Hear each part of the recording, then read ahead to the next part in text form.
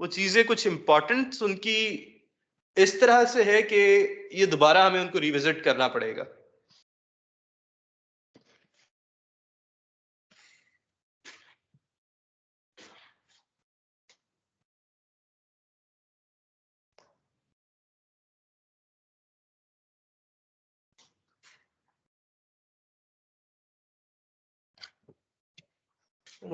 Cancel करो उसे, screen नजर आना बंद।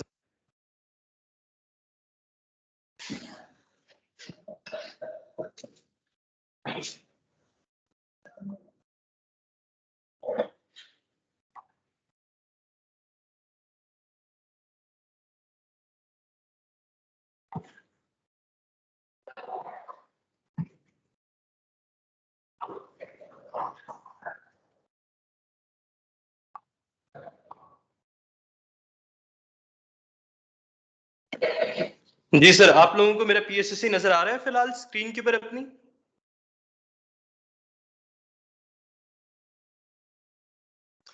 अब यहाँ पे एक इंपॉर्टेंट चीज है जो मैंने आपको शायद पहले दिन बताई थी, दोबारा रिपीट करता हूं। वो ये थी कि हम जो भी ऑपरेशन परफॉर्म करते थे उसके पीछे हमारे नेटवर्क डेटा के अंदर कोई चीज बन रही होती थी, राइट? फिर मैंने आपको एक और फीचर बताया था इसका, जिसको मैं कहता था कि बाइंड आइटम्स है। फिलहाल हमारे बाइंड आइटम्स ऑन हुए हुए हैं। कोई मुझे बताएगा पार्टिसिपेंट, अगर मैं बाइंड आइटम यहाँ पे अनसेलेक्ट करके किसी चीज को डिलीट करूंगा तो क्या होगा, और अगर सेलेक्ट करके डिलीट करूंगा तो फिर क्या होगा?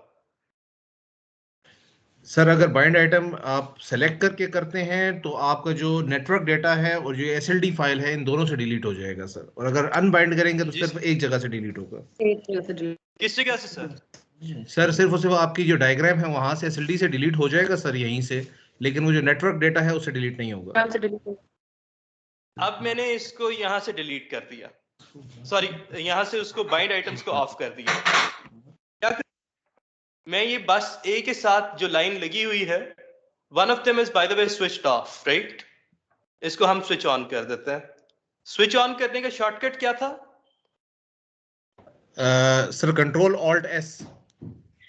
जी, कंट्रोल ऑल्ट एस किया, स्विच ऑन हो गया।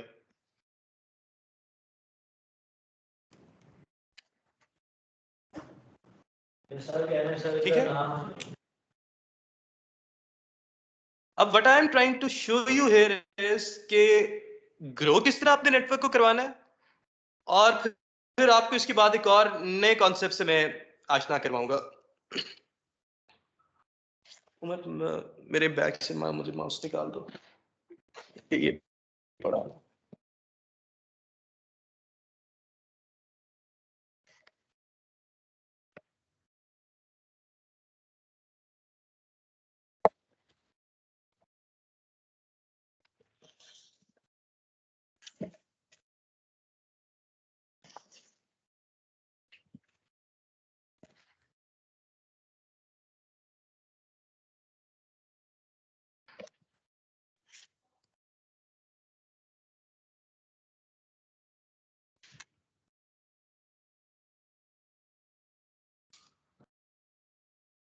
सो मैंने फिलहाल अपना बाइंड आइटम्स ऑफ किया हुआ था। I'll delete a branch between bus B and bus A. इसके बाद हम नेटवर्क के इसके अंदर जाके देखते हैं क्या इसके अंदर कोई चेंज हुआ।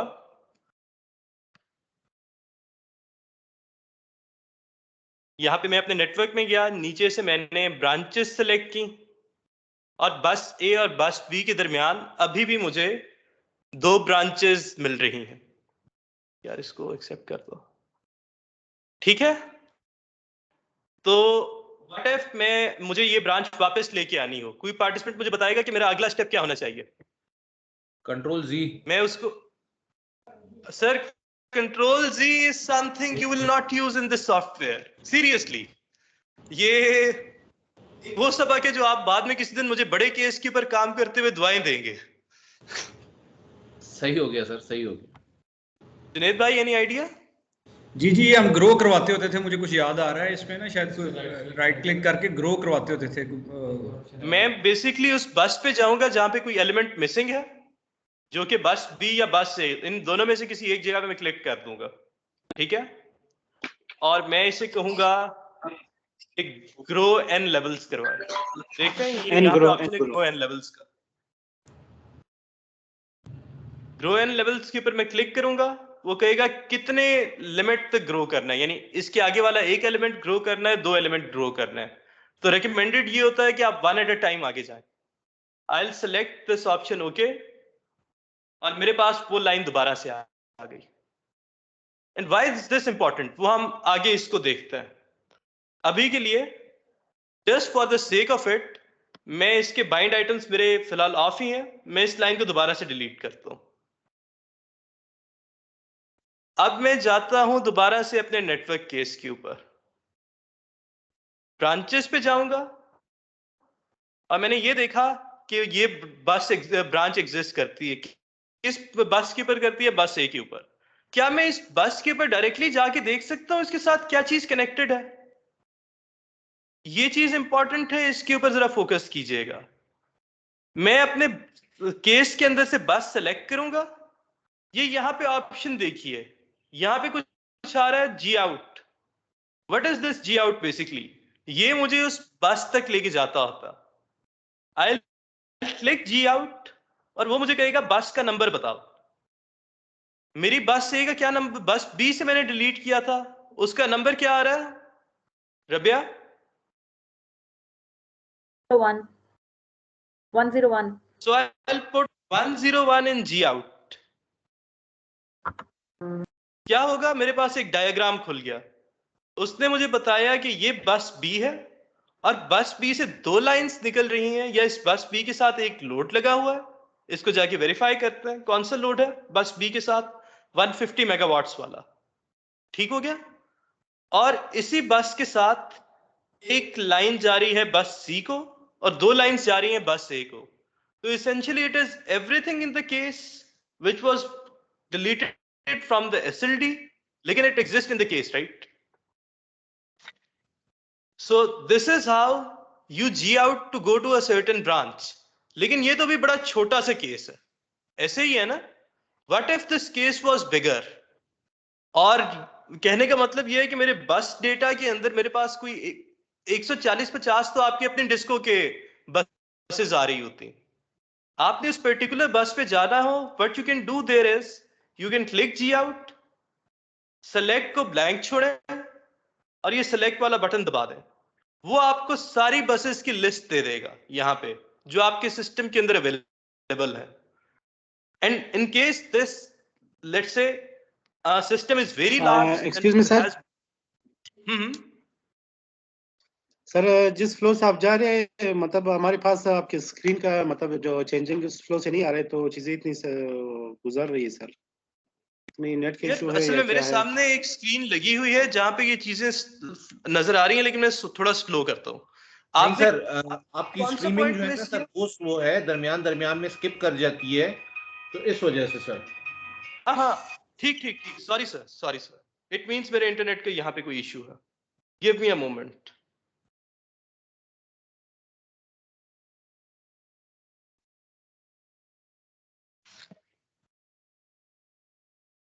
सर ये बस लिस्ट कैसे है, दोबारा इसको काइंडली रिवाइज कर दें। मैं सारे प्रोसेस को दोबारा से रिवाइज करता हूं। अब मेरी स्क्रीन के अंदर अगर कुछ तेजी आए तो मुझे बताइएगा, क्योंकि मैंने अपना कनेक्शन चेंज किया। कुछ इंप्रूवमेंट है आपके एंड के ऊपर मेरे नेटवर्क को लेके, या अभी तक बंद है? अभी स्टक है स्क्रीन। अब ठीक है, एक सेकंड मुझे दीजिएगा। बस ये बस सिलेक्शन दोबारा से बता दें, जो सारी लिस्ट आपने निकाली है ना, वो वाला स्टेप। हाँ, वो वाला स्टेप मैं आपको दोबारा बताता हूँ। दिस इज वेरी इंपॉर्टेंट, क्योंकि जब आपको एक प्रैक्टिकल बड़े केस के साथ काम करना पड़ेगा तो this is going to come very handy. ठीक है, तो I will start the fact कि मैं अपने केस के ऊपर आ गया। ठीक है, अपने केस के ऊपर मैंने अपनी बसेस देख ली कि कौन कौन सी बसेस कनेक्टेड है। If I am to go to a particular bus, मैं क्या करूंगा? कोई रिपीट करेगा? कौन से बटन को मैं दबाऊंगा? जी आउट से आप उस बस का नंबर दे देंगे, अगर आपको नंबर पता है। ठीक है, अगर मुझे नंबर पता है दैट इज वन थिंग, लेकिन मैं मिसाल देता हूँ, उसामा यहाँ पे मौजूद होगा मेपको से, उसामा आप यहीं पे? हाँ जी, बल्कि let me take a particular example, या जनरल एग्जांपल के साथ ही चलते हैं। आपको अपने इलाके के ग्रिड स्टेशंस के नाम पता है, और आपको पता है आपने उस ग्रिड स्टेशन को तकरीबन रफली किस नाम से मॉडल किया होगा। अब जब मैंने ये सिस्टम मॉडल किया था, मैंने बस ए, बस बी, बस सी इस तरह नाम रखे हुए थे। So what I will do now is कि मैं अपने बस सिलेक्शन ऑप्शन के अंदर बस सेलेक्ट को खाली छोड़ के सेलेक्ट के ऊपर क्लिक कर दूंगा इस बटन पे। सेलेक्ट पे मैं जब क्लिक करूंगा, सिस्टम के अंदर जितनी भी बसेस मौजूद हैं, 1000 हो, 2000 हो, 5000 हो, सारी आपके सामने आ जाएंगी। ठीक है, उनको नैरो डाउन करने के लिए आप फिल्टर वाले बटन को क्लिक करेंगे। ठीक है, और आप उस बस का नाम जो आपके दिमाग के अंदर एक करीब तरीन एस्टिमेट होगा वो डाल देंगे। मुझे याद है कि मैंने एक बस का नाम बस ए लाजमी रखा होगा। बस से सेलेक्ट करके आई प्रेस ओके, और मुझे वो सेलेक्ट करके बता देगा कि हाँ, इस नाम के पास आपकी कोई बस मौजूद है। I double click this name, और डबल क्लिक करने के साथ ही मुझे वो बस खोल के मेरा PSSE दे देगा। So this is how you G out into a bus. और ऑल प्रैक्टिकल रीजंस में अभी आपको एक बड़ा केस खोल के दिखाऊंगा, और यही चीज उसके अंदर भी करूंगा। अब अगली चीज ये तो हो गया कि how do you approach a certain बस। इसके अंदर बाय द वे जो चेंजेस आप करेंगे, अगर यहां पे मैं कोई लाइन लगाता हूं या लोड लगाता हूं, that would also be included in your system if the bind item option is selected on. Bind items on करके मैं यहाँ पे जनरेटर लगाऊंगा तो यहाँ पे एक और जनरेटर लग जाएगा, एक और कैपेसिटर लगाऊंगा तो एक और कैपेसिटर आ जाएगा, लेकिन that would be included in your network. बल्कि मैं एक एग्जांपल आपको दिखाता हूँ। Let me add a capacitor just for the sake of it, even though यहाँ पे कैपेसिटर लगाने की कोई शायद तो बनती नहीं थी, और ये मेरे ख्याल में मैंने गलत कैपेसिटर सेलेक्ट कर दिया। Wait a moment please.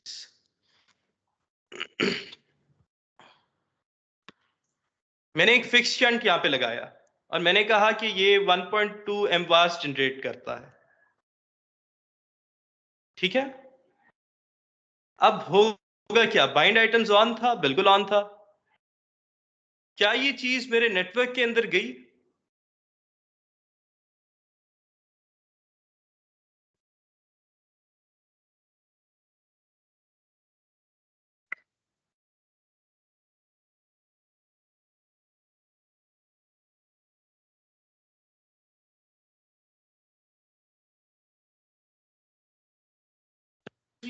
Shunt के अंदर उसने मुझे बता दिया कि बस ए के ऊपर एक कैपेसिटर 1.2 mVAR का ऐड हो चुका।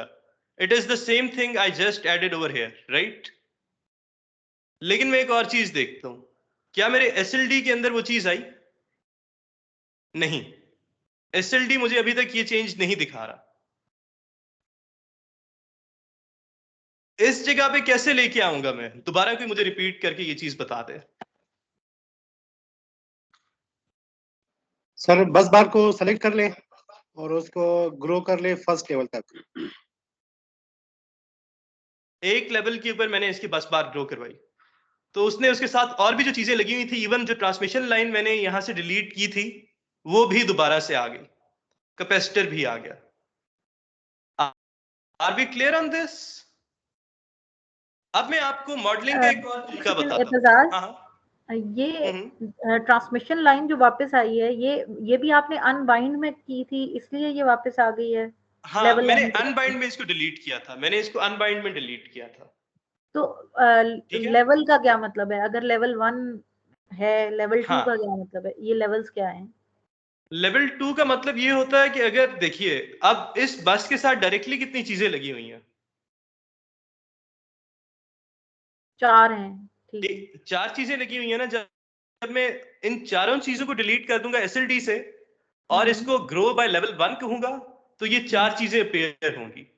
अगर मैं लेवल 2 करूंगा तो इस बस के एंड के ऊपर, यानी बस, बाय द वे अब मैं बस B पे जाता हूं तो मैं इस बस के एंड के ऊपर डबल क्लिक करूंगा और मैं वहां पे पहुंच जाऊंगा अगली बस पे, अगले डायग्राम खुलने के साथ। ठीक है, तो अगर मैं इसको ग्रो बाय लेवल 2 करूंगा तो नेक्स्ट बस के साथ जितनी भी चीजें लगी होंगी वो भी अपीयर हो जाएंगी। ओके, ठीक हो गया। तो ये इस तरह अगले एलिमेंट के साथ कितनी चीजें लगी हुई हैं, हम वो चीजें हमारी एसएलडी पे अपेयर होने लग जाएंगी। लेकिन मेरी रिकमेंडेशन ये होगी, always grow by one level. ज्यादा लेवल के साथ करेंगे तो आपका एसएलडी बहुत जल्दी मेसी हो जाएगा। अब जो मैंने आपको अगली चीज समझानी थी, हम एसएलडी के थ्रू द नेटवर्क के अंदर जा रहे हैं। Is the vice versa of it also true? क्या मैं नेटवर्क में कोई चीज मॉडल करके उसको अपनी एसएलडी पे ला सकता हूं, या मैं नेटवर्क के अंदर डायरेक्टली कोई चीज एंटर कर सकता हूं जीयूआई के अलावा, let's say in the spreadsheet और इन द केस? जी मैं बिल्कुल कर सकता हूं। तो उसकी एग्जांपल लेते हैं जी। हम एक ट्रांसमिशन लाइन बनाएंगे without going into the GUI.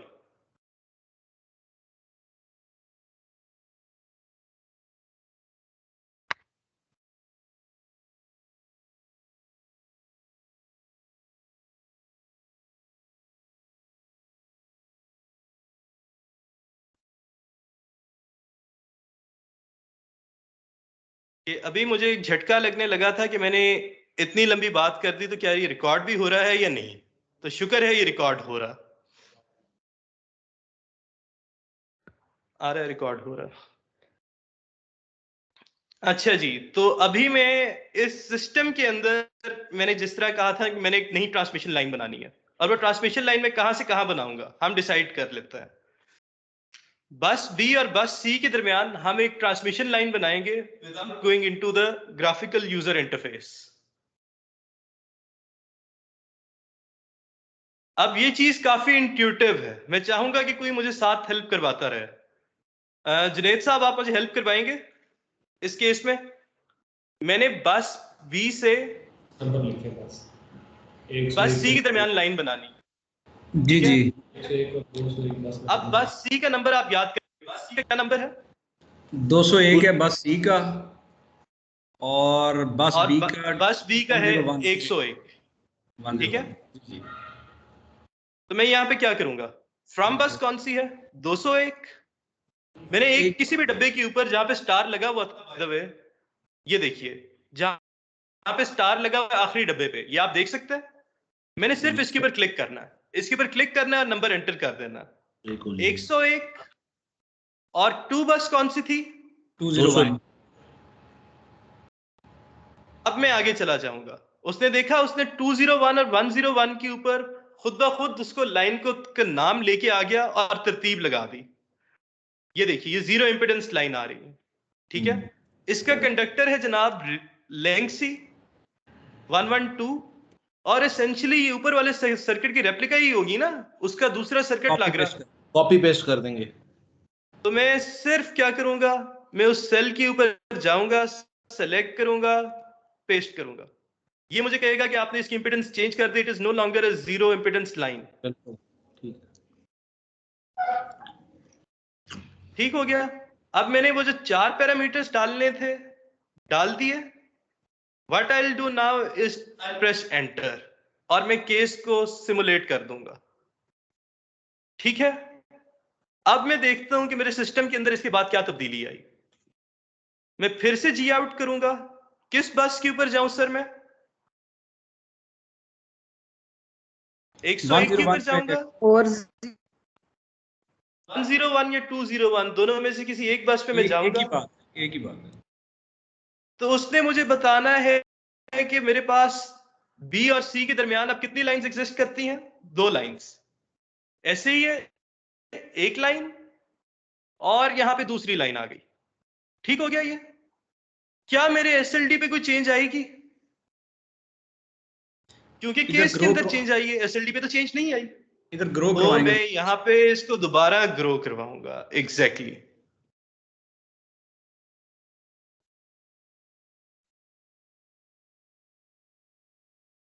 ठीक हो गया सर? अब हमें एसएलडी अपनी बनानी आ जाएगी केस से। इसकी अफादियत क्या? ये मतलब एक काम सिंपली हो सकता था, उलट तरीके से आने का हमें फायदा क्या? It is a very valid question. अब उस सवाल का जवाब निकालता है।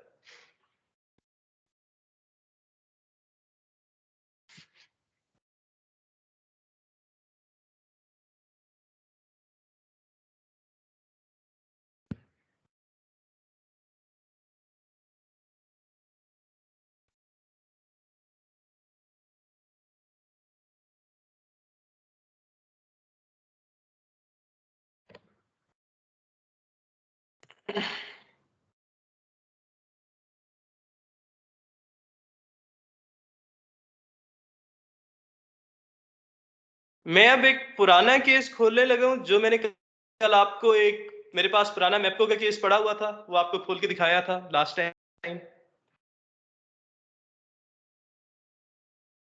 अब लेट से मैंने यहाँ पे जी उसामा हमदानी, आपके मुल्तान में कौन कौन से ग्रिड स्टेशन मौजूद हैं?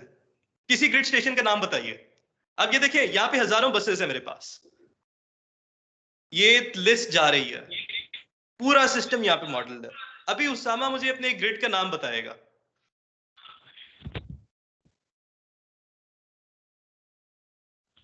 सर विहाड़ी। विहाड़ी, आपकी शायद पहली पोस्टिंग थी वहां पे। अच्छा जी, कोई और बंदा मुझे बताएगा कि मैंने विहाड़ी पहुंचना मैं कैसे जाऊंगा? उसामा, बल्कि आप ही बताएं मुझे क्या क्या तरीका, मैं कैसे ढूंढूंगा विहाड़ी ग्रिड स्टेशन को? सबसे पहले मैं कौन सा ऑप्शन सिलेक्ट करूंगा? एरिया से भी हो सकता है और 220 ग्रिड से भी अपना सर्च कर सकते हैं।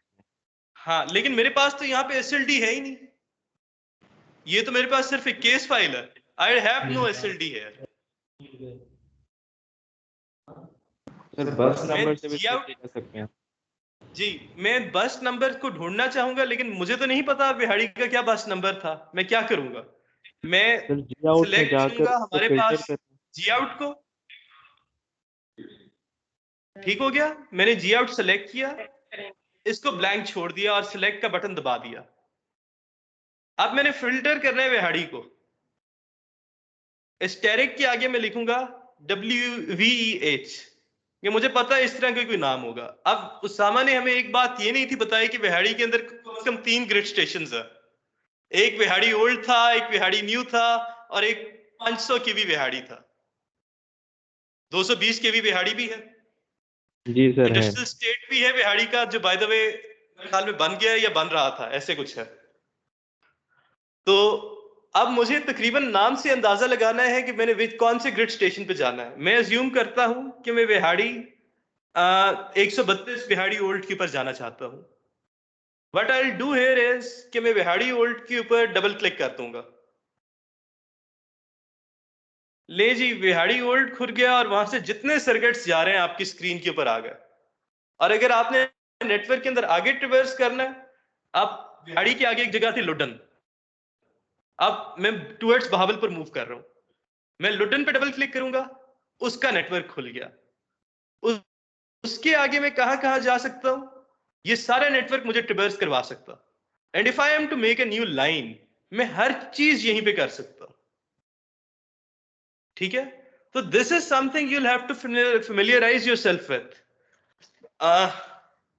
एक सेकंड, यहाँ पे आके एक यहाँ पे ग्रिड स्टेशन को लगवा के दिखाओ मुझे।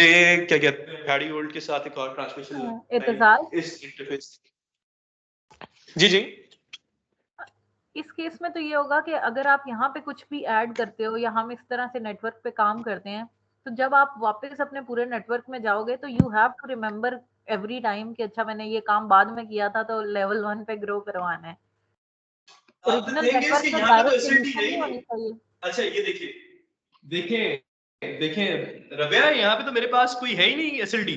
I do not have SLD of this network. मेरे से मेरे मैप्को वाले कोलीग्स ने शेयर नहीं की, मेरे पास सिर्फ नेटवर्क डेटा है और मैं उसी के साथ ही गुजारा कर रहा हूँ।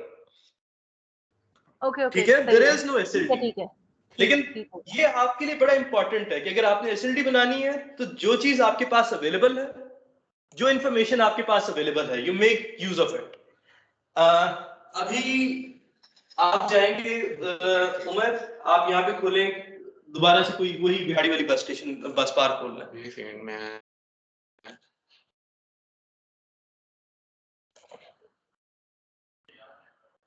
और हमने ये उसी डायग्राम को जी आउट को यूज करके वहां पे बना लो, पॉइंट बस बना के।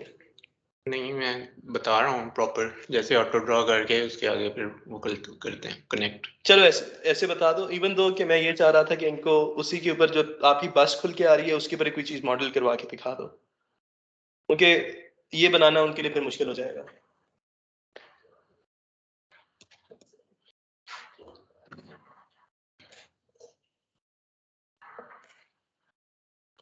यहाँ पे ऊपर ना एक ऑटो ड्रॉ का एक टैब है, ये जहाँ से जी आउट किया है ना उसके साथ ही अगर आप डायग्राम न्यू खोलेंगे और वहाँ पे ऑटो ड्रॉ जो है उसको सिलेक्ट करके ये मैंने यहाँ पे क्लिक किया तो उसने मेरे से मांग लिया कि आप किस बस को जो है वो यहाँ पे शो करवाना चाहते हैं या उसकी नेटवर्क को शो करवाना चाहते हैं। तो जैसे वो इत्तलाल भाई ने खोला हुआ था ये विहाड़ी न्यू वाला, तो मैंने उसी को दोबारा खोल लिया, उसके इर्द गिर्द वाला सारा नेटवर्क जो है वे सामने शो हो गया। यूसुफ वाला लाइन जा रही है विहाड़ी से और ये ऊपर मेरा ख्याल मुल्तान का ग्रिड है, ये मुल्तान है। तो इस तरह मतलब हम यहाँ पे भी इसको ओपनली ला सकते हैं और यहाँ से आप बेशक बाइनाइट ऑन है तो इसके अंदर मैं सिंपली जो भी ब्रांच मैंने ऐड करनी है लेट से मैंने विहाड़ी से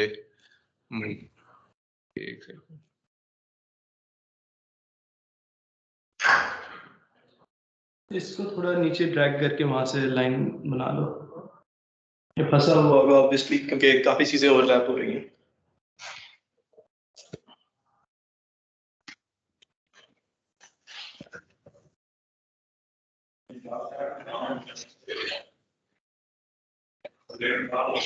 तो इसकी somehow 15 किलोमीटर लेंथ है और 112 लिंक्स कंडक्टर है।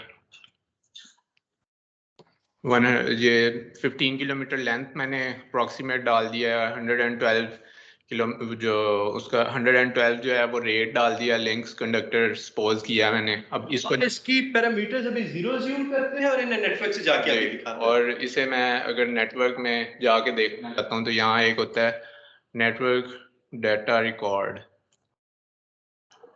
एक ऑप्शन होता है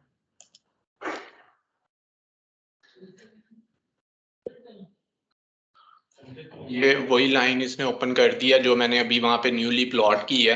तो आप डायरेक्ट उसी लाइन पे पहुंच गए कि यूसुफ वाला से विहाड़ी 220 kV पे मैंने एक लाइन प्लॉट की है जिसके अंदर रेट जो है वो मैंने 112 MVA डाला था और उसकी RX और चार्जिंग जो है वो मैंने 0 की थी।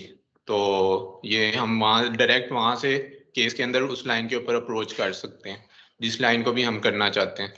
सिंपली उसे जाके हम उसको सिलेक्ट करेंगे। लेट्स सपोज मैं इस लाइन के ऊपर जाना चाहता हूँ तो मैं इसके ऊपर जाऊंगा और यहाँ से मैं नेटवर्क डाटा स्प्रेडशीट पे चला जाऊंगा तो वो डायरेक्ट उसी लाइन पे मुझे ले जाएगा।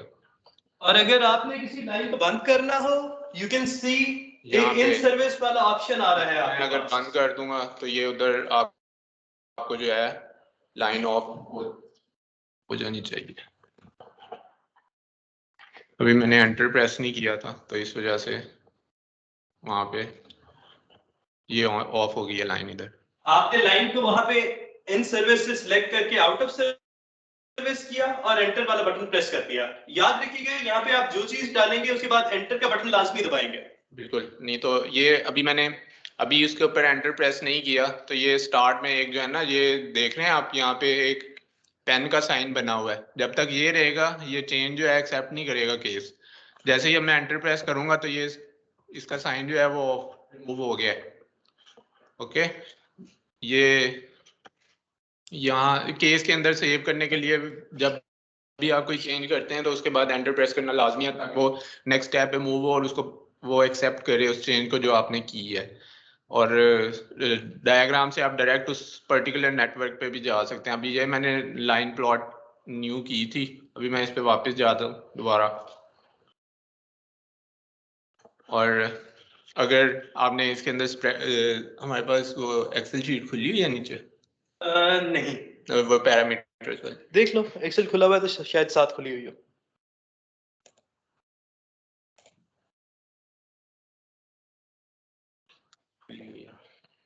अच्छा, अब इसमें मैंने लिंक्स कंडक्टर डाला था 15 किलोमीटर लेंथ के साथ। तो हमारी जो प्रैक्टिस होती थी हम जो पॉजिटिव सीक्वेंस कंपोनेंट्स हैं और उसके साथ जो हमारे जीरो सीक्वेंस कंपोनेंट्स हैं वो हम इकट्ठे ही जो है उसके अंदर ऐड कर देते थे ताकि हमें जो स्टेबिलिटी का केस है वो दोबारा ना बनाना ये किसी और लेके जा रहा है। मैं वापस आता हूँ, आपने फिलहाल लोड ये के केस के लिए 3 पैरामीटर से देखना है। पॉजिटिव सीक्वेंस देखने हैं आपने। पॉजिटिव सीक्वेंस में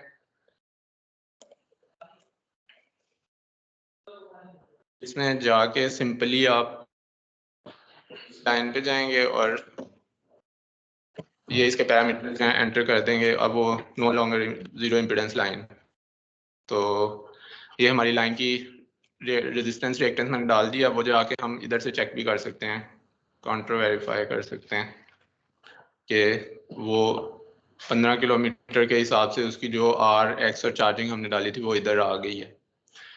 और ये शॉर्ट सर्किट लेवल जब हम इंक्लूड कर रहे होते हैं तो उसके अंदर हमारे जीरो सीक्वेंस कंपोनेंट इंपॉर्टेंट होते हैं, तो वो उस पॉइंट ऑफ व्यू से मैंने बात की थी।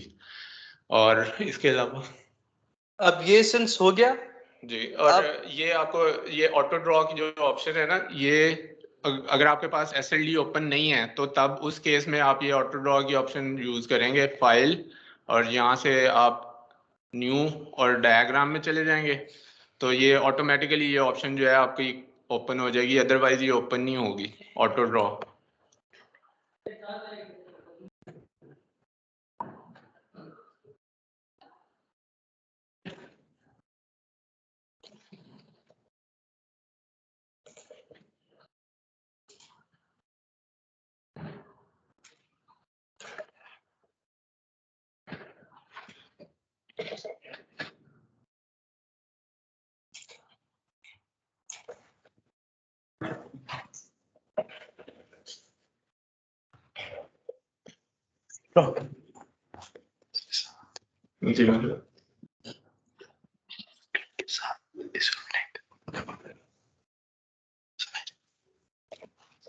अच्छा, मुझे ये बताएं उमर, सॉरी मेरी टीम वाले उमर ही, कि इसी लाइन के ऊपर ये लाइन बस, बाय द वे इस बस का नाम क्या है 350 का? बस 350। हाँ, ये जो खुली हुई है बस यूसुफ वाला है। यूसुफ वाला? अगर यूसुफ वाला से उकाड़ा मुझे इसी क्या कहते हैं डायग्राम के ऊपर कोई लाइन बनानी हो, मैं कैसे बनाऊंगा?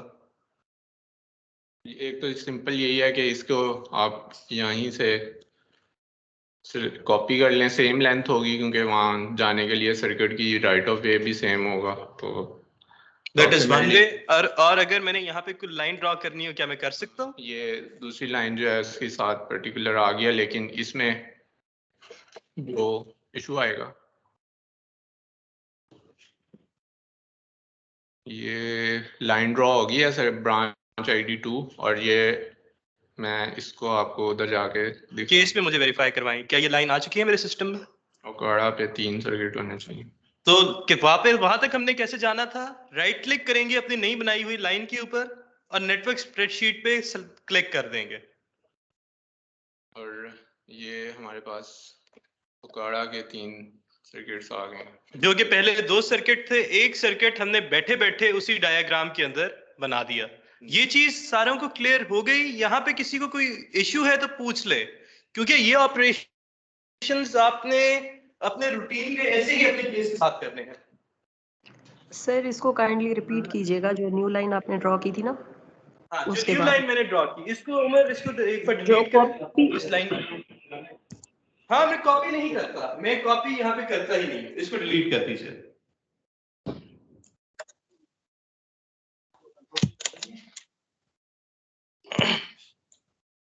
ठीक है जी, हो गए डिलीट करके मैं आप क्या करेंगे? आप एस्केप दबाइए इसके ऊपर।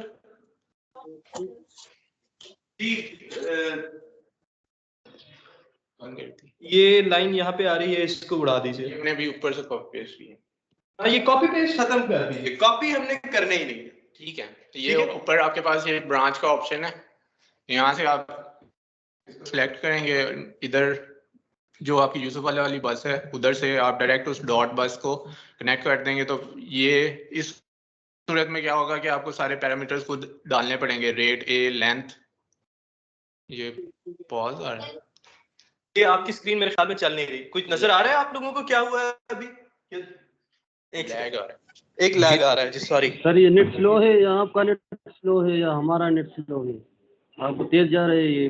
कोई किसी जगह पे कोई नेट का मसला जरूर हो रहा है, और आई गेस पूरे पाकिस्तान में नेट का मसला है। देखिए मैं क्या करूंगा, ये चीज रिकॉर्ड हो रही है ना, तो हम लोगों को ये फिर से रिव्यू करते हुए हम देख लेंगे, क्योंकि नेट के इश्यूज हाँ, हैं। वो हो जाएगा, बिल्कुल ब्रेक रिकॉर्ड हो हो रहा रही है और मेरी स्क्रीन पे क्योंकि रिकॉर्ड हो रही है तो बेहतरी है, लेकिन देन अगेन नजर तो सारों को आना चाहिए ना कि हो क्या रहा है इंस्टेंटली। ठीक है हाँ, जी, सवाल कीजिए। एतजाज कल हमारे साथ भी ना नेट का इशू ही था। सारा दिन हम जो है ना बार बार जो है ना खुद ही कनेक्ट रिकनेक्ट खुद ही सॉरी, हो रहा था, दैट तो इज हम इररिलेवेंट हमारा फॉर द हाँ यही इशू था। That is irrelevant for the topic. हम टॉपिक पे वापस आते हैं जी। अच्छा जी, तो यहाँ पे हमारे पास बस कौन सी है? हम ये चाह रहे थे, हमने यूसुफ वाला से ओकाड़ा तक एक लाइन लगानी थी। ठीक है, हमारे पास ऑलरेडी एग्जिस्टिंग लाइंस कितनी है सर? 1 और 2। ये चीज तो नजर आ रही है आप लोगों को? अस्सलाम वालेकुम सर। जी जी नजर आ रही है। जी जी सर, ये रिकॉर्डिंग आप व्हाट्सएप के किसी ग्रुप पे शेयर करेंगे या मेल करेंगे? मैम, ये सिर्फ सिलेक्ट लोगों के होगी जिनकी नॉमिनेशंस आई थी, मैं उनके साथ शेयर कर लूंगा। ठीक है, ठीक है। तो सर, ये मेरी नॉमिनेशन तो है आपके पास? जी जी, मैं भेज दूंगा आपको बाद में। ठीक है, अच्छा जी।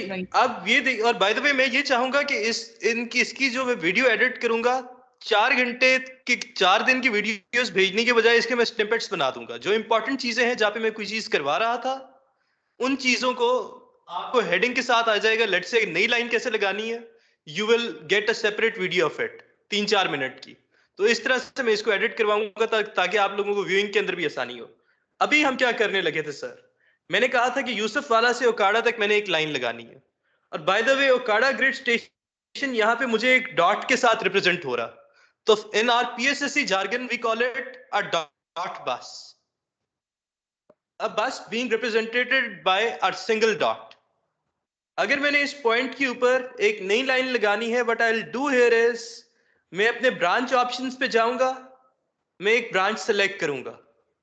ठीक हो गया? क्या आप सारों के पास स्क्रीन के ऊपर मेरा बस लाइन सेलेक्ट करना आ गया, बस ऑप्शन?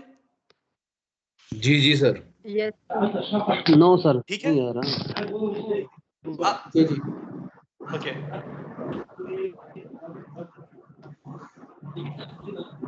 चले, मैंने ऊपर से जाके बस सेलेक्ट कर दी, सॉरी ब्रांच सेलेक्ट कर दी, ये ब्रांच वाला ऑप्शन। अब मैं क्या करूंगा, मैं एक क्लिक करूंगा ओकाड़ा 220 के ऊपर, दूसरा करूंगा यूसुफ वाला पे। यानी जो मेरी मेन बस है, मैं अपने एरो को उसके ऊपर लेके जाऊंगा। वहां पे आएगा, मुझे बता देना। ठीक है, आपकी स्क्रीन के ऊपर आ गया मेरा कर्सर?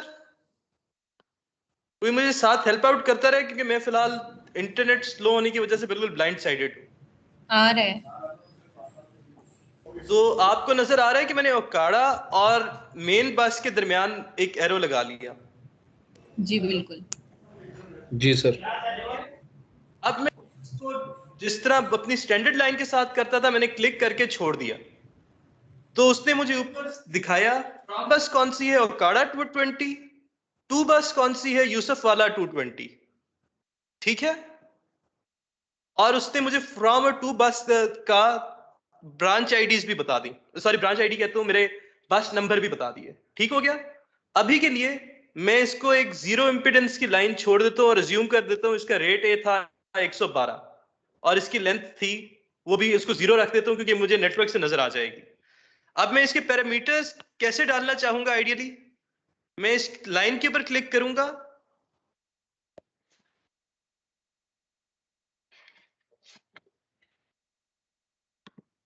राइट क्लिक करूंगा इसके ऊपर, और मैं इस नेटवर्क डेटा स्प्रेडशीट पे चला जाऊंगा। तो देखिए एक 0 इंपीडेंस की लाइन आ गई यूसुफ वाला से ओकाड़ा तक। What I will do here is कि उसके ऊपर वाले जो पैरामीटर्स थे, since it is the second circuit of it, मैं उसको कॉपी पेस्ट कर दूंगा। Copy, control C, control V, enter, control C, control V and enter. ठीक हो गया? और मैं उसकी रेटिंग्स हर चीज मैंने कॉपी कर दी। ठीक है सर?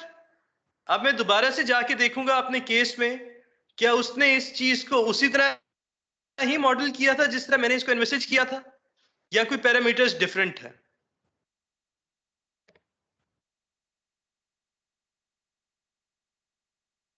ये देखिए लाइन को मैंने डबल क्लिक किया,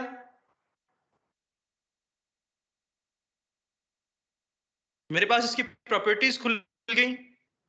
गालिबन आपकी स्क्रीन पे अभी तक ये अपडेट नहीं हुआ होगा, लेकिन मेरे पास इसकी प्रॉपर्टीज अपडेट होके आ गई हैं। ऐसा ही है सर?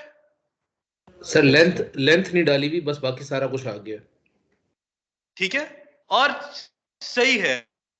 इसका मतलब ये है कि मैं उसको वहीं पे अब लेंथ को जाके अपडेट करता हूं। ठीक है, नेटवर्क डेटा पे जाऊंगा उसी पॉइंट के ऊपर, बल्कि दोबारा से हम वही करते हैं जो स्टेप हमने पहले किया था। लाइन को सिलेक्ट किया, राइट क्लिक किया, नेटवर्क डेटा स्प्रेडशीट में गया मैं, और यहाँ पे 35.2 किलोमीटर की मैंने इसके अंदर एंट्री कर दी। एंट्री करके मैंने एंटर प्रेस कर दिया। Now I will come back to my bus, double click करूंगा इस पे, तो ये देखिए वो सारे पैरामीटर्स मेरे पास आ गए।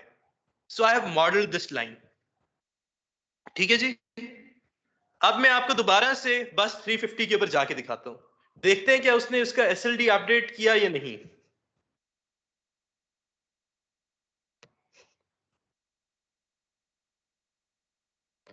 अब यहां पे एक मजे की चीज देखिएगा, यहां पे एक पॉइंट बस के ऊपर एक समझ ले जिगजैग तरीके से लाइन जा रही है। जब आपकी स्क्रीन पे आए मुझे बता दीजिएगा कि मेरे सामने वाली स्क्रीन के ऊपर अभी ये चीज शो नहीं हो रही। क्या आपके पास बस 350 आ रही है स्क्रीन पे? जी जी सर आ रही है जी, तो इसके अंदर देख रहे हैं कि क्रॉस की फॉर्म के अंदर ये बस लगी हुई है और एक पॉइंट के ऊपर 2 दफा लाइन जाके लग रही है। जी जी सर ऐसा ही है आपके पास। अब मैं स्क्रीन चेंज करता हूं, दोबारा से मैं बस 350 को खोलता हूं, जी आउट, बस नंबर मुझे याद हो गया 350 था, एंटर कर दिया। ये देखिए सर, अब ओकाड़ा के ऊपर उसने 3 अलहदा से मुझे पॉइंट बसेस दिखा दी हैं कि यहां पे आपके पास 3 लाइंस जाती हैं। ठीक हो गया। So this is how you have to work within a case जहां पे आपके पास SLD मौजूद ना हो। ठीक हो गया? तो यहां पे हम 1 मिनट की मैं सांस रिटेन करने के लिए ब्रेक लूंगा और उसके बाद हम कंटिन्यू करेंगे।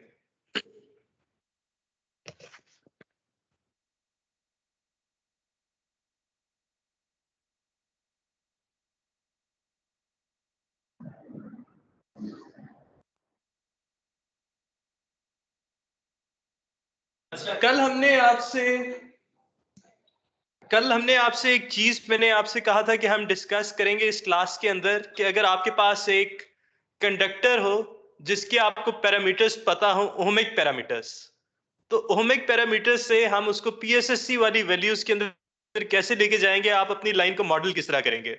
उसके लिए अभी उमर ने एक बड़ी अच्छी एग्जांपल बनाई है, वो आपके साथ क्लास में उसको भी शेयर करेगा। जिस तरह इसकी मिसाल ये थी, अगर आपके पास एक HTLS कंडक्टर आ रहा, ठीक है, तो उसके उन्होंने आपको एक पर्टिकुलर लेंथ के ओमिक पैरामीटर्स दे दिए हैं कि लेट से 10 किलोमीटर की लाइन का R इतने ओम्स है, उसका X इतने ओम्स है। आप इसको मॉडल किस तरह करेंगे, इस चीज को डेमोन्स्ट्रेट करने के लिए Umar has made a good example, वो भी आप लोगों से शेयर करता।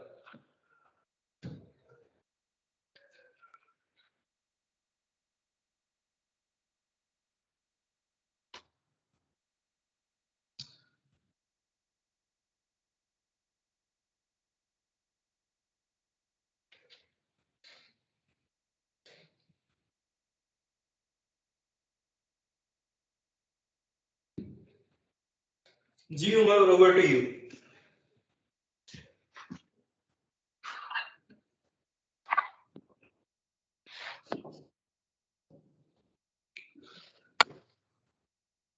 अच्छा, ये सबसे पहले एक प्रॉब्लम स्टेटमेंट आप एक्सप्लेन करेंगे कि आपके पास गिवन क्या है।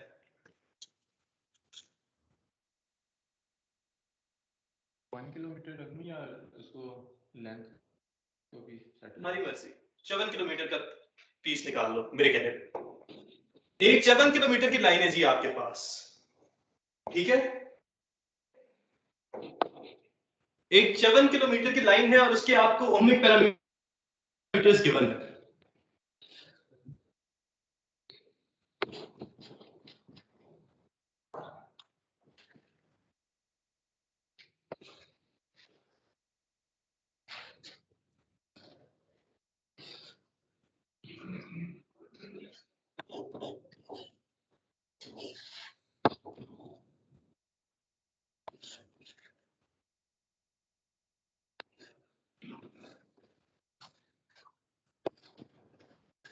अभी उमर इफ्तिखार साहब मुझे बताएंगे कि ये पैरामीटर्स आते कैसे हैं किसी लाइन के, आपको पता कैसे चलते हैं कि ओमिक पैरामीटर्स आपकी लाइन के क्या है?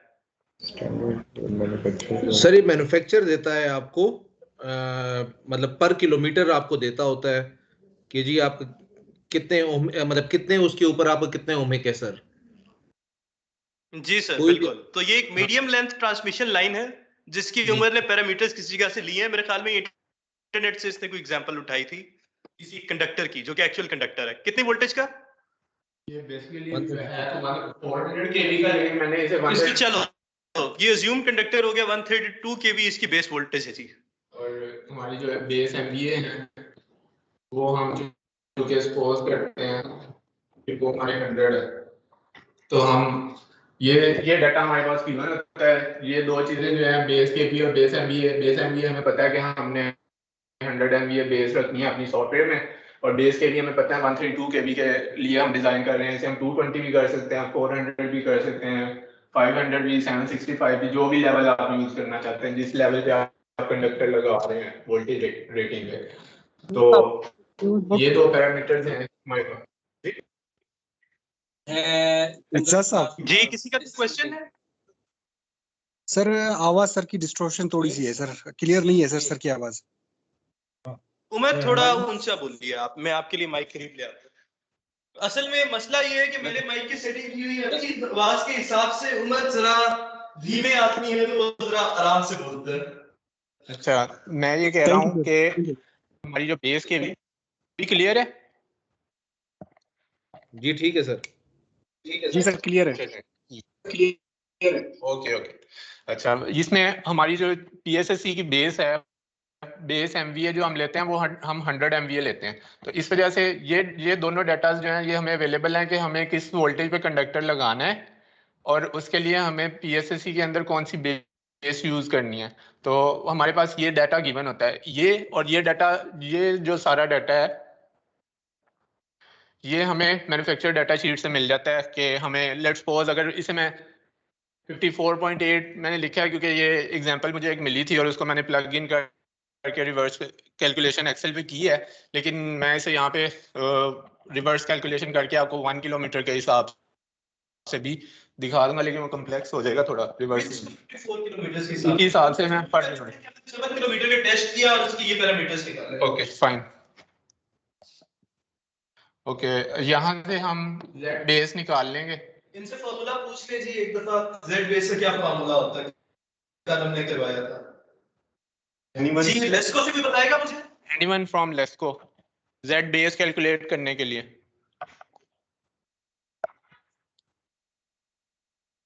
अहमद यूसुफ।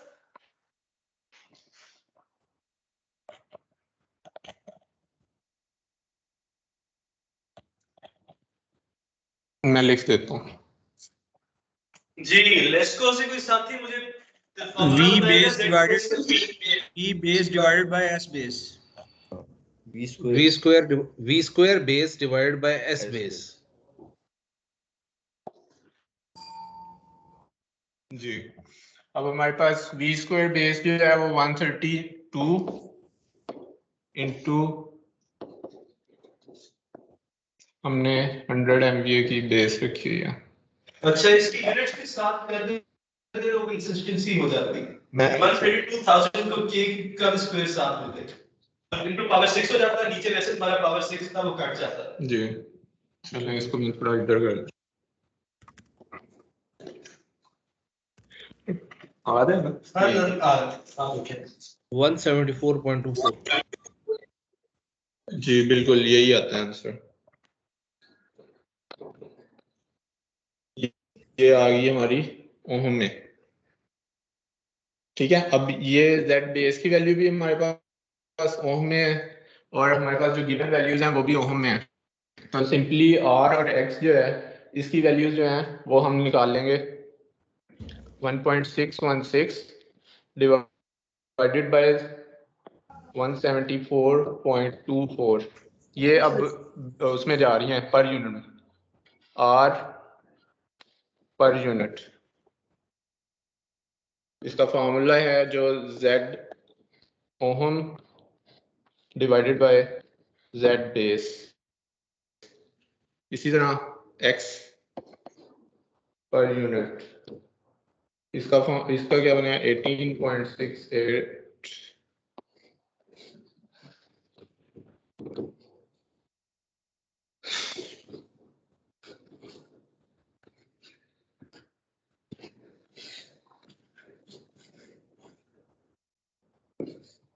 Z base. पर ये हमारे पास जो चार्जिंग है, इसका फॉर्मूला जो है वो हम कैसे निकालेंगे? अच्छा, चार्जिंग का सबसे पहले मुझे ये बताइए कि आपकी वैल्यू किस किस तरह की हो सकती है। आपको तो कैपेसिटेंस दी जाती है अक्सर डेटा शीट्स के अंदर, तो ये डेटा शीट में आपके पास सीमेंस के अंदर वैल्यू थी जी, ये थी या आपने कन्वर्ट की? इसको कन्वर्ट किया क्योंकि हमारे पास पहले ये सारी वैल्यूज हैं वो ओम में आनी चाहिए। हाँ, तो ये आप बाद में इनको बता दीजिएगा कि अगर आपके पास इसके अंदर किसी का उनका फैराडे की कोई वैल्यू मिल जाए तो उसको कन्वर्ट कैसे करना है, लेकिन वो आप बाद में करवा लीजिएगा। फिलहाल मेरे सामने आपने कन्वर्ट कर लिया था। जी बिल्कुल, इस पे मैंने कैलकुलेट कर लिया था। उसमें Z बेस इनटू उसका जो डायरेक्ट फॉर्मूला है और म्यू सीमेंस से उसको पर यूनिट में लाने के लिए वो Z base into B micro siemens. यहाँ पे हमारी जो वैल्यू है वो है 174.24 multiply by 184.731 multiply by 10 rays power -6। ये माइक्रो सीमेंस में थी ये वाली वैल्यू, तो इस वजह से इसका ये फॉर्म जहाँ पे जब हम इसकी नहीं किया, मुझे पहले ये बताओ। क्योंकि ये दोनों ऑपोजिट क्वांटिटीज है। बेस इंपेडेंस ओम में होती है मैं ये और चाह रहा था इसको बताना है कि तुमने 1/z वैल्यू जी, तो ये इसकी वैल्यू आती है हमारे पास 0.03218 और इसकी वैल्यू आती है 0.10754 और R की है 0.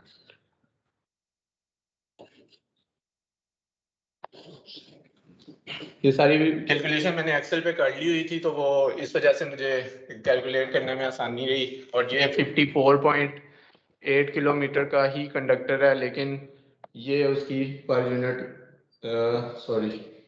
ये उसकी पर यूनिट वैल्यूज हैं R, X एंड B। किसी का इसके ऊपर कोई question?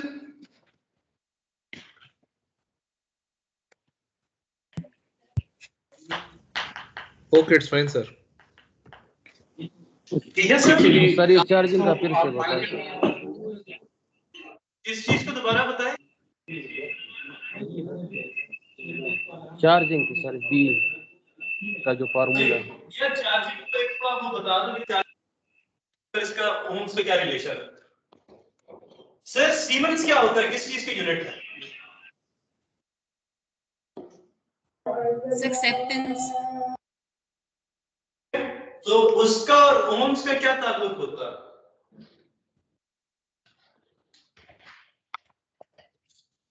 It is essentially your inverse relation.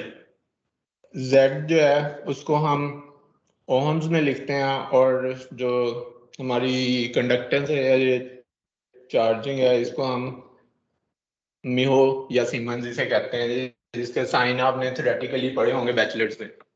तो एसेंशियली आपने इन्वर्स करना है। जब आपने इन्वर्स करना है तो आप डिवाइड करने की बजाय मल्टीप्लाई कर रहे हैं, या फिर इसको दूसरी तरह से अगर करके दिखाना तो यूं कर लेते हैं हम इसको कि उमर कहां पे आपने वैल्यू निकाली थी? ठीक है, z बेस इनटू यूएस आपने निकाली, ठीक है। तो उस दूसरे केस में क्या होता? 1 over z base, sorry 1 over b, ठीक है, डिवाइडेड बाय z बेस। ऐसे हो जाता? बिल्कुल बिल्कुल। और अगर ओम में दोनों वैल्यूज को रखना है और अगर मैंने इस चीज को कन्वर्ट करना हो या सिंपलीफाई करना हो, ये क्या बन जाएगा जो ये यहाँ पे उसने रिलेशन निकाल के दिखाई है? ठीक हो गया? ये पॉइंट क्लियर हुआ आपको मैम, या दोबारा से समझाऊं? एतजाज फिर से जरा काइंडली समझाएं कि 1/b आपने जब नीचे z बेस के कर दिया है, डिवाइड कर दिया है, तो b तो नीचे आ जाएगा, बेस से मल्टीप्लाई हो जाएगा। मैं थोड़ा सा साइड पे आता हूँ। बस ठीक। हमने कहा था कि जब हमने देखिए हम सारी वैल्यूज ले रहे हैं ओम्स में, और यहां पे हमारे पास सीमेंस में, ठीक है? सीमेंस और ओम्स की रिलेशन 1/, क्या कहते हैं, यानी इनवर्स होती है। सीमेंस को ओम्स में कन्वर्ट किया है 1/, करके, उसके बाद फिर उसको जो है z बेस से डिवाइड किया है। जी सर, तो उसका मैंने कहा कि 1/b करेंगे और उसको z बेस पे डिवाइड कर देंगे यूनिट कंसिस्टेंट करने के लिए।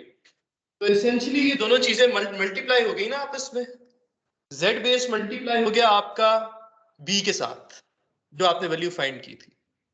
ठीक हो गया? अब इस चीज पे सर क्लैरिटी आ गई हमें? ठीक हो गया जी।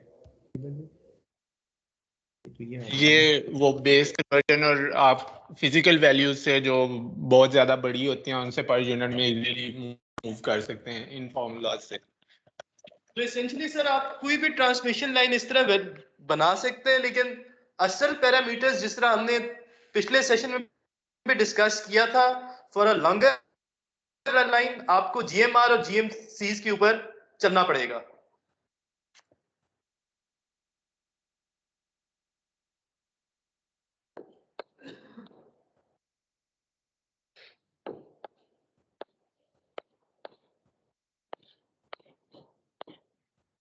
ये उम्र मेरे ख्याल में for the sake of simplicity आपको फार्मूलाज भी नोट डाउन करवा रहा है।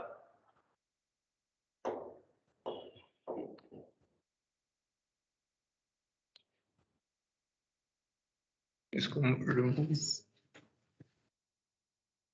यहां से रबड़ उठा लो।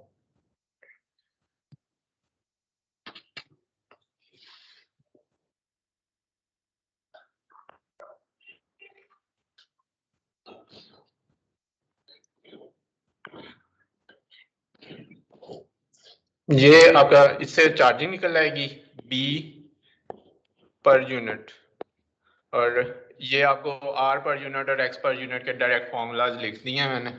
अगर इसको मैं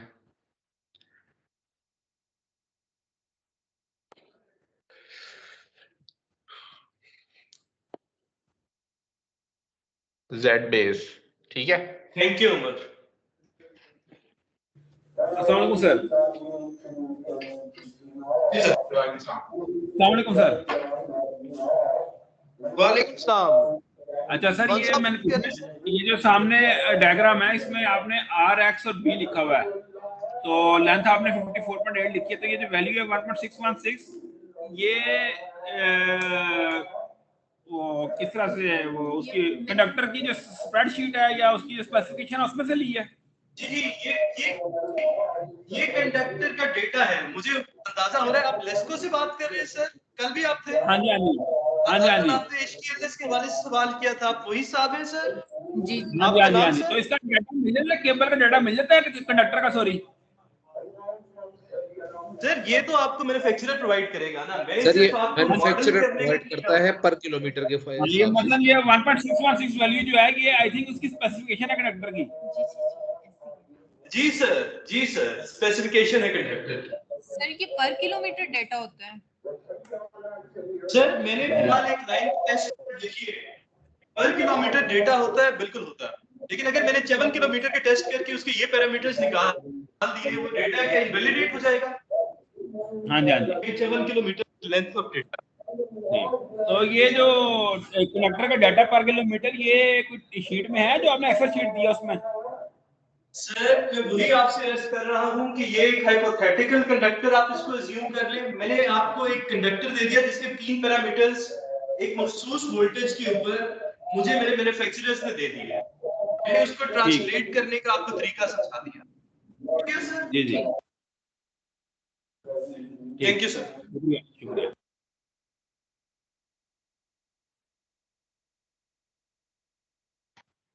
अच्छा जी उमर, अब हम कौन सा कॉन्सेप्ट करवा रहे हैं? मैंने आपको कौन सा लिखवाया था इसके बाद? इसके बाद है ग्रो हो गया, जीआउट भी हो गया, रॉ फाइल और रॉ फाइल इनको रीड करना सिखाता हूं।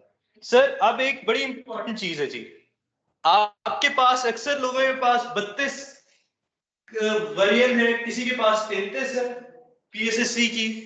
तो एक चीज तो सर बड़ा श्योर है, जो 32 वाली फाइल है वो 33 में चलेगी, 33 वाली फाइल 34 में चलेगी, लेकिन अगली वेरिएंट वाली फाइल। अच्छा मैं दोबारा से बात करता हूँ। मैं ये कह रहा था कि हमारे पास पीएसएससी के मुख्तलिफ वेरिएंट्स अवेलेबल हैं, ठीक है? Yes sir. ठीक है, अब मसला क्या होता, जिनके पास 33 वेरिएंट है वो 32 वाली फाइल खोल सकते हैं, जिनके पास 32 वेरिएंट है वो 33 वाली फाइल नहीं खोल सकते हैं। ये सॉफ्टवेयर का एक इशू है। तो अभी उमर हमें तरीका बताएगा कि अगर आपकी वेरिएंट मिसमैच है तो आप कैसे वो फाइल खोल सकते हैं।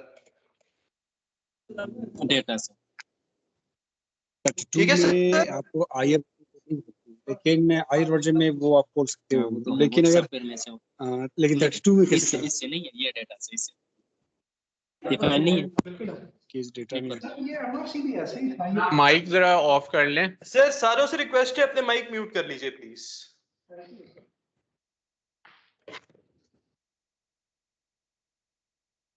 ओके, ये हमारा एक ये एक सेव केस पे जाएंगे आप, नेटवर्क डाटा पे। नेटवर्क डाटा में जाके आप सिंपली उसे, आप जरा स्लो चलेंगे क्योंकि इंटरनेट के मसले हैं। आपके सामने ये रेफरेंस स्क्रीन है, ओके। जब यहाँ पे चेंज होगा उसका मतलब है स्क्रीन चेंज होगा। जैसे हम कंट्रोल सेव, मतलब नेटवर्क को सेव करने के लिए जब हम बटन प्रेस करते हैं कंट्रोल सेव, तो ये हमारे पास कमांड विंडो ओपन हो जाती है। इसके अंदर जो नॉर्मली होता है कि केस डाटा के ऊपर इसका होता है, और इसमें सेव केस जो है इसकी जो डायरेक्टरी है यहाँ से आप वो चेक भी कर सकते हैं। .save फाइल होती है। एक सेकंड, हाँ ये जहाँ पे मेरा अभी कर्सर है ये .save फाइल होती है। ये सेव केस ही सिर्फ करेगा उसको, या कन्वर्टेड केस जो है .cnv। और इसके अंदर ये है पावर फ्लो रॉ डाटा, इसके साथ अगली टैब अवेलेबल है। एक सेकेंड,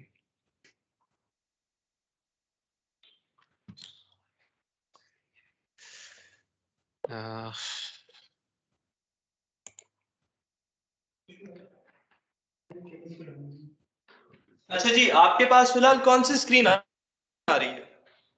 सारे कोई पार्टिसिपेंट मुझे ये बताता जाए क्योंकि हम थोड़ा सा आज ब्लाइंड साइडेड हैं जी।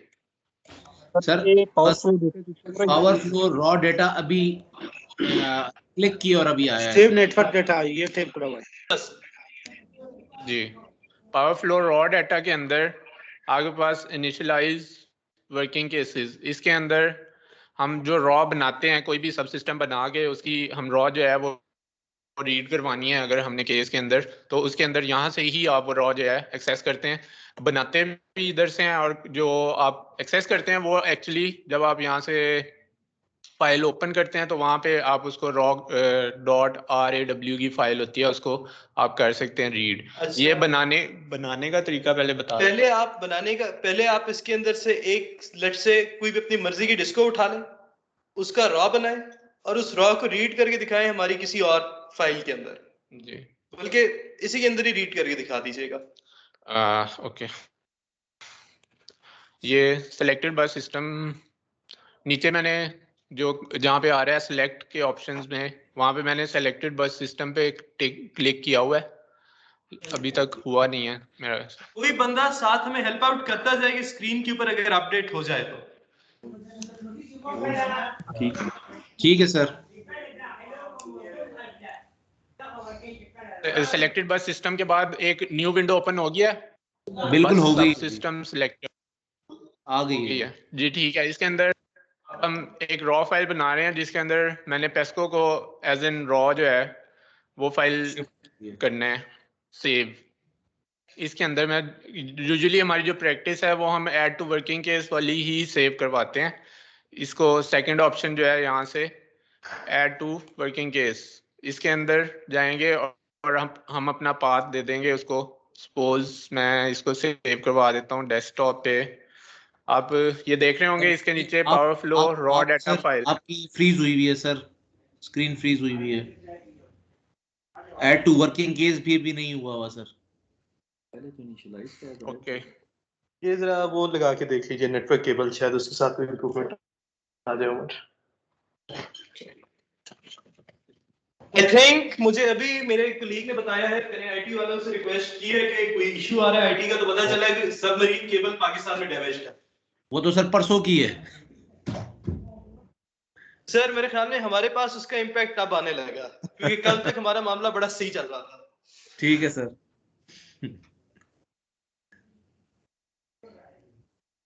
अच्छा, कोई इम्प्रूवमेंट आए तो मुझे बताइएगा सर। सर विंडो ओपन हो गई है। अच्छा, यहाँ पे ये ऑप्शन है नीचे add to working case, second option है जहाँ पे कॉन्फ़िगर रॉ फाइल टू। ठीक है, कॉन्फ़िगर रॉ फाइल टू के आगे जो टैब है उसे आप ड्रॉप डाउन मेन्यू खोलेंगे, वहां से सेकंड ऑप्शन है ऐड टू वर्किंग केस, और ऊपर आप यहाँ जब उसको सेव करने लगेंगे तो ये नीचे बता रहा होगा कि आप रॉ फाइल सेव कर रहे हैं सिस्टम की। तो मैं इसे कर देता हूँ टेस्ट को। सर ये स्टेप्स लिख लीजिए काइंडली, क्योंकि ये लिखा हुआ शायद आपको ज्यादा काम आए। लिख रहे हैं सर। मैं कोशिश करूंगा कि आपको भिजवा दें, लेकिन बेहतर है कि आप लोग इसके नोट्स ले लें। टेस्ट को लिखा हुआ आ रहा है फाइल नेम में? सर आ गया सर। चलें ठीक है सेव, और इसको मैं डेस्कटॉप पे कर देता हूँ।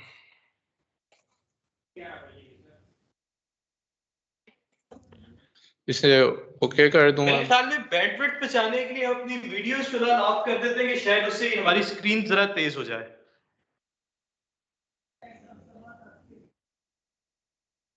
हो गए सर। अब मैं डेस्कटॉप पे जो रॉ है वो भी दिखा दें।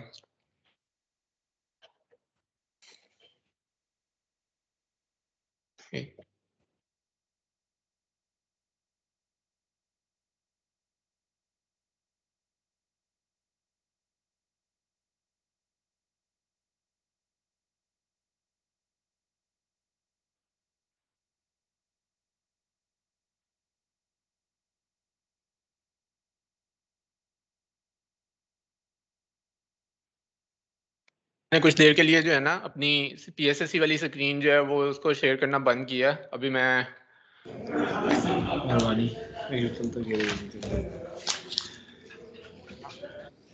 अच्छा, ये जो मैंने फाइल सेव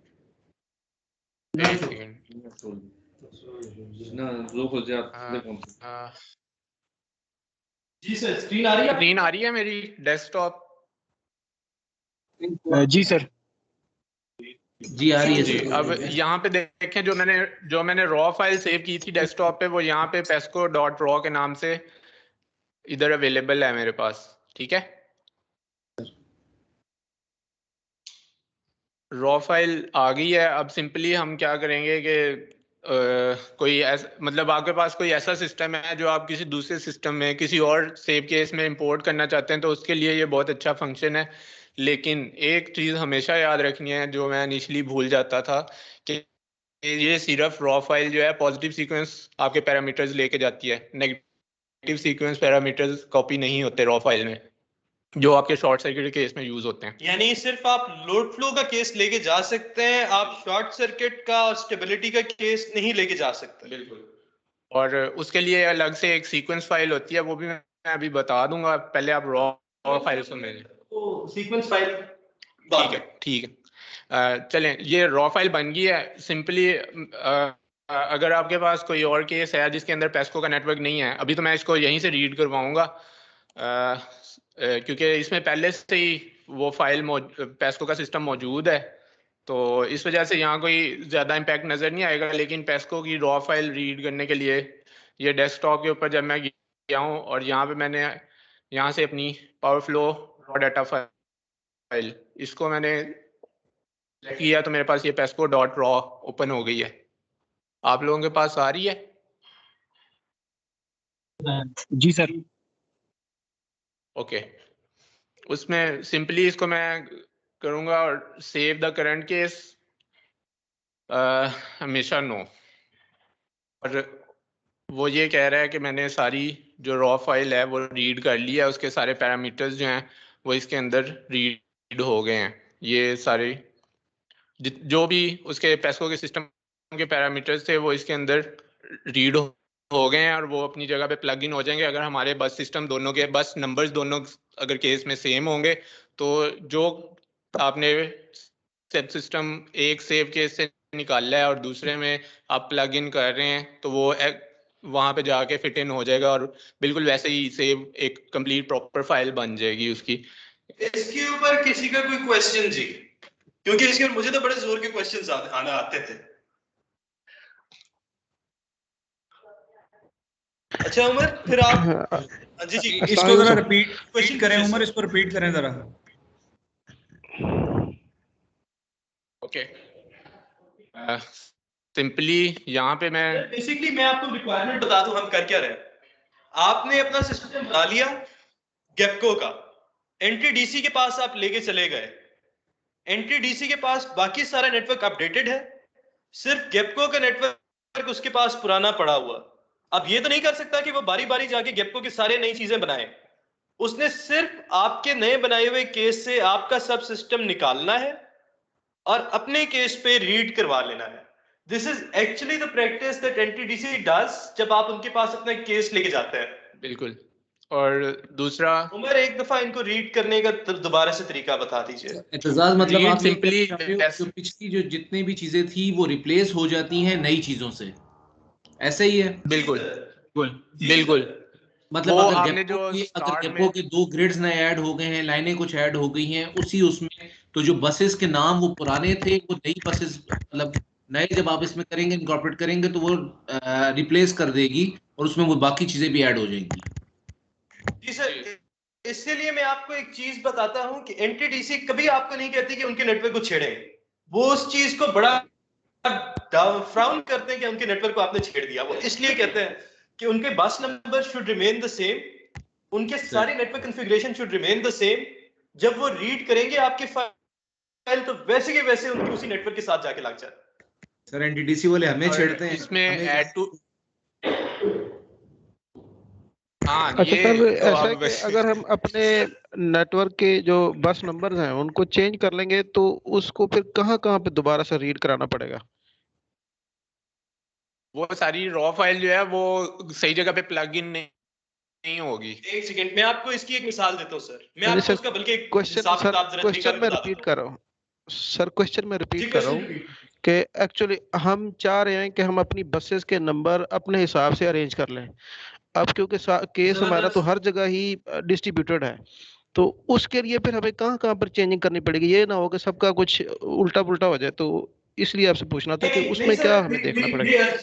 ऐसा कुछ नहीं होगा, ऐसा कुछ नहीं होगा। आप अपने बसेस के 132 के नंबर पर डील करेंगे। क्या वो 132 की बस किसी एनटीडीसी की बस से लगती होगी? यस और नो? जी सर, जी लगती हुई। ठीक है, आपने उसका नंबर नहीं छेड़ा, वो नंबर वैसे का वैसे रिटेन था जो एनटीडीसी ने नंबर दिया हुआ था। ठीक हो गया? जी ठीक है सर। एनटीडीसी आपके सिस्टम का गेपको का सारा डेटा जो उसके पास अवेलेबल है उसको डिलीट कर देगी। ठीक है, और आपकी नई फाइल को एज इट इज रीड करेगी। उसके सिस्टम के अंदर आ जाएगा कि आपका लेट से नया ग्रिड का नंबर, पहले आपका चलता था ग्रिड का नंबर 510, अब वो हो गया है 686। तो 686 को मैप कर देगी अपने किसी ग्रिड स्टेशन के साथ जिसका नंबर बाय द वे आपने नहीं छेड़ा। तो आपका network as it is model हो जाएगा। कोई मसले की इसके अंदर घबराने वाली बात नहीं है, बशर्ते कि आपने एनटीडीसी का नंबर ना छेड़ दिया हो। हाँ, ये उम्र अब वो बात कर गया जो शरारत वाली, एनटीडीसी का नंबर नहीं छेड़ना आपने। ठीक है, ठीक, थैंक यू जी। और दूसरा इसमें ये है कि अगर आपके पास कोई 34 वर्जन है और आप उसे उसकी जो रॉ फाइल है वो 33 पे ओपन करवाना चाहते हैं तो उसके साथ ही पावर फ्लो रॉ डाटा के साथ एक टैब है power flow raw data previous version. तो इसमें आप किसी भी वर्जन की 32 में भी रॉ सेव करवा सकते हैं, 31, 30, अगर 34 होगा, ये 33 है तो इसके प्रीवियस वर्जन 32 तक बनते हैं, और अगर 34 होगा तो 33 भी यहाँ पे एक नेक्स्ट ऑप्शन के तौर पे आ रहा होगा कि PSSE 33 की अगर रॉ आपने सेव करवानी है तो वो भी आप करवा सकते हैं। तो इसमें किसी भी आप जो है ना वर्जन में रॉ फाइल जो है वो मूव करवा सकते हैं अपनी। Okay, got it?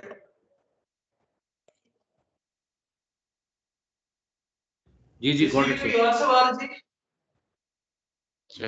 ठीक है। और इसके अगले जो हैं, अगर आप दूसरी टैब्स जो हैं इनको भी छेड़ेंगे तो इसके अंदर भी आपको काफी कुछ मिल जाएगा। सीक्वेंस डेटा भी यहीं से ही आप इंपोर्ट करते हैं। सीक्वेंस डेटा सर होता है आपका, उमर बार बार शरारत कर रहा है उस तरफ जाने की जहां पे मैं नहीं लेके जाना चाहता था, लेकिन ये आपको शॉर्ट सर्किट के लिए रिक्वायर्ड होता है, आपके स्टेबिलिटी एनालिसिस के लिए रिक्वायर्ड होता है। तो इंशाल्लाह जब हम मॉड्यूल 3 के अंदर आएंगे तो आपको ये भी सिखाया जाएगा। जी, शॉर्ट अभी के लिए यही ठीक है जी। इस दफा मेरा फोकस ये था कि आप लोगों को लोड फ्लो तो इंशाल्लाह कुछ मैं करवा दूंगा, कुछ लम्स के अंदर हो जाएगा। मेरा ऑब्जेक्टिव ये था कि आप लोग कंफर्टेबल हो जाएं चीजें मॉडल करने के साथ। तो मुझे ओवरऑल जाहिर है कुछ हल्की फुल्की हिकअप्स थे because you are only getting started, लेकिन आप लोगों ने माशाल्लाह बड़े जल्दी चीजें पिकअप की हैं और मुझे बड़ी खुशी हुई है जिन जिन लोगों ने मुझे अपनी असाइनमेंट्स भिजवाई हैं। तो अभी थोड़ी देर के अंदर हम असाइनमेंट्स का जाहिर है सारों का रिव्यू नहीं कर सके थे। कुछ असाइनमेंट जैसे उमर साहब की थी मैंने देख ली थी, एक और कुछ लोगों के मसले आ रहे थे जिसको मैं इवैल्यूएट करना चाहता था, मैं उसको नहीं देख सका था क्योंकि उस बंदे ने मुझे सिर्फ एसएलडी भेज दी थी। तो जस्ट टू बी श्योर, ये किसी म्यूट कीजिएगा, ये एको आ रहा।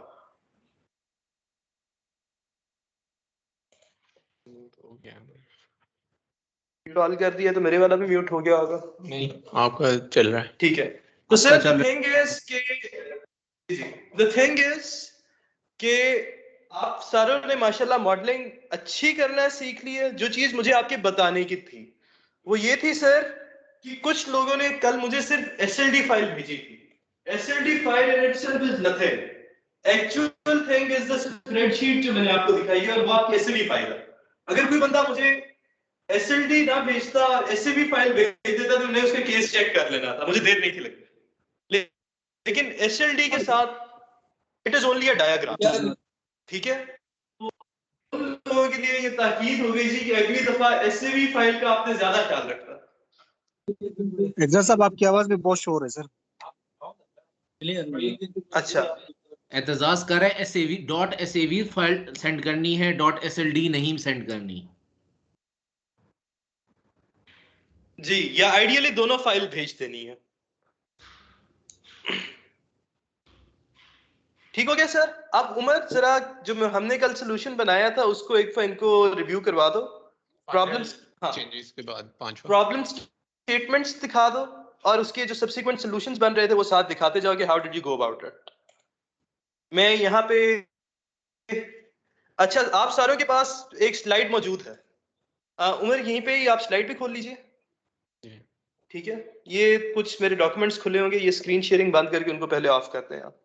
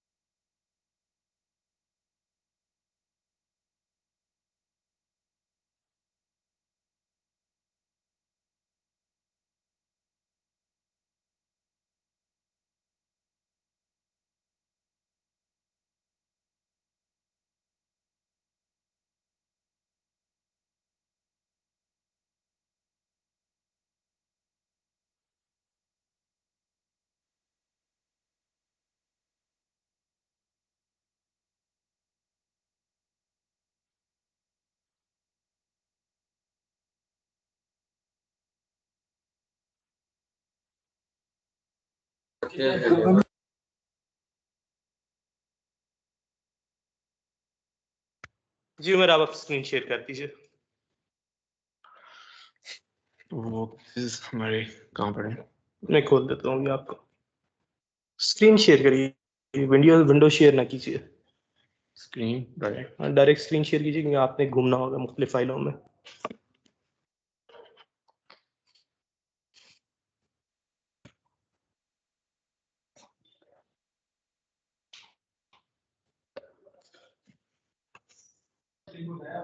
इसी के अगेंस्ट एक आपका जी। और मेरी ये एक रिक्वेस्ट है, क्योंकि मैं एज एन बिगनर एक ही केस के ऊपर काम करता रहता था और एट द एंड पता चलता था केस ब्लो हो गया और सारी मेहनत मेरी जो है वो ज़ाया हो गई है। तो आप स्टेप बाय स्टेप उसे सेव करते रहा करें ताकि आपके जो केस हैं वो डिफरेंट लेवल्स पे सेव होते रहें। तो ये एज एन बिगनर मेरे जो थे क्रंचेस। अच्छा जी, आपको स्क्रीन नजर आ रही है सर सारों को?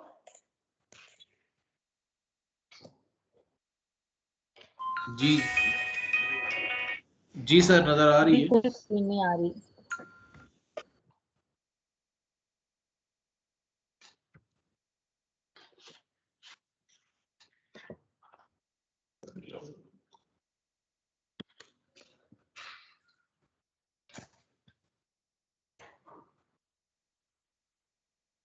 इससे पीछे आ जाओ।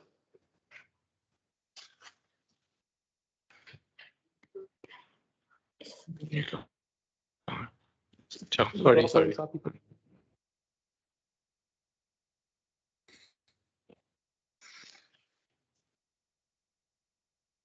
तो पहले प्रॉब्लम स्टेटमेंट दिखा दीजिए मेरे ख्याल में। प्रेजेंटेशन ये इसके अंदर खुली हुई है पीडीएफ में नहीं है।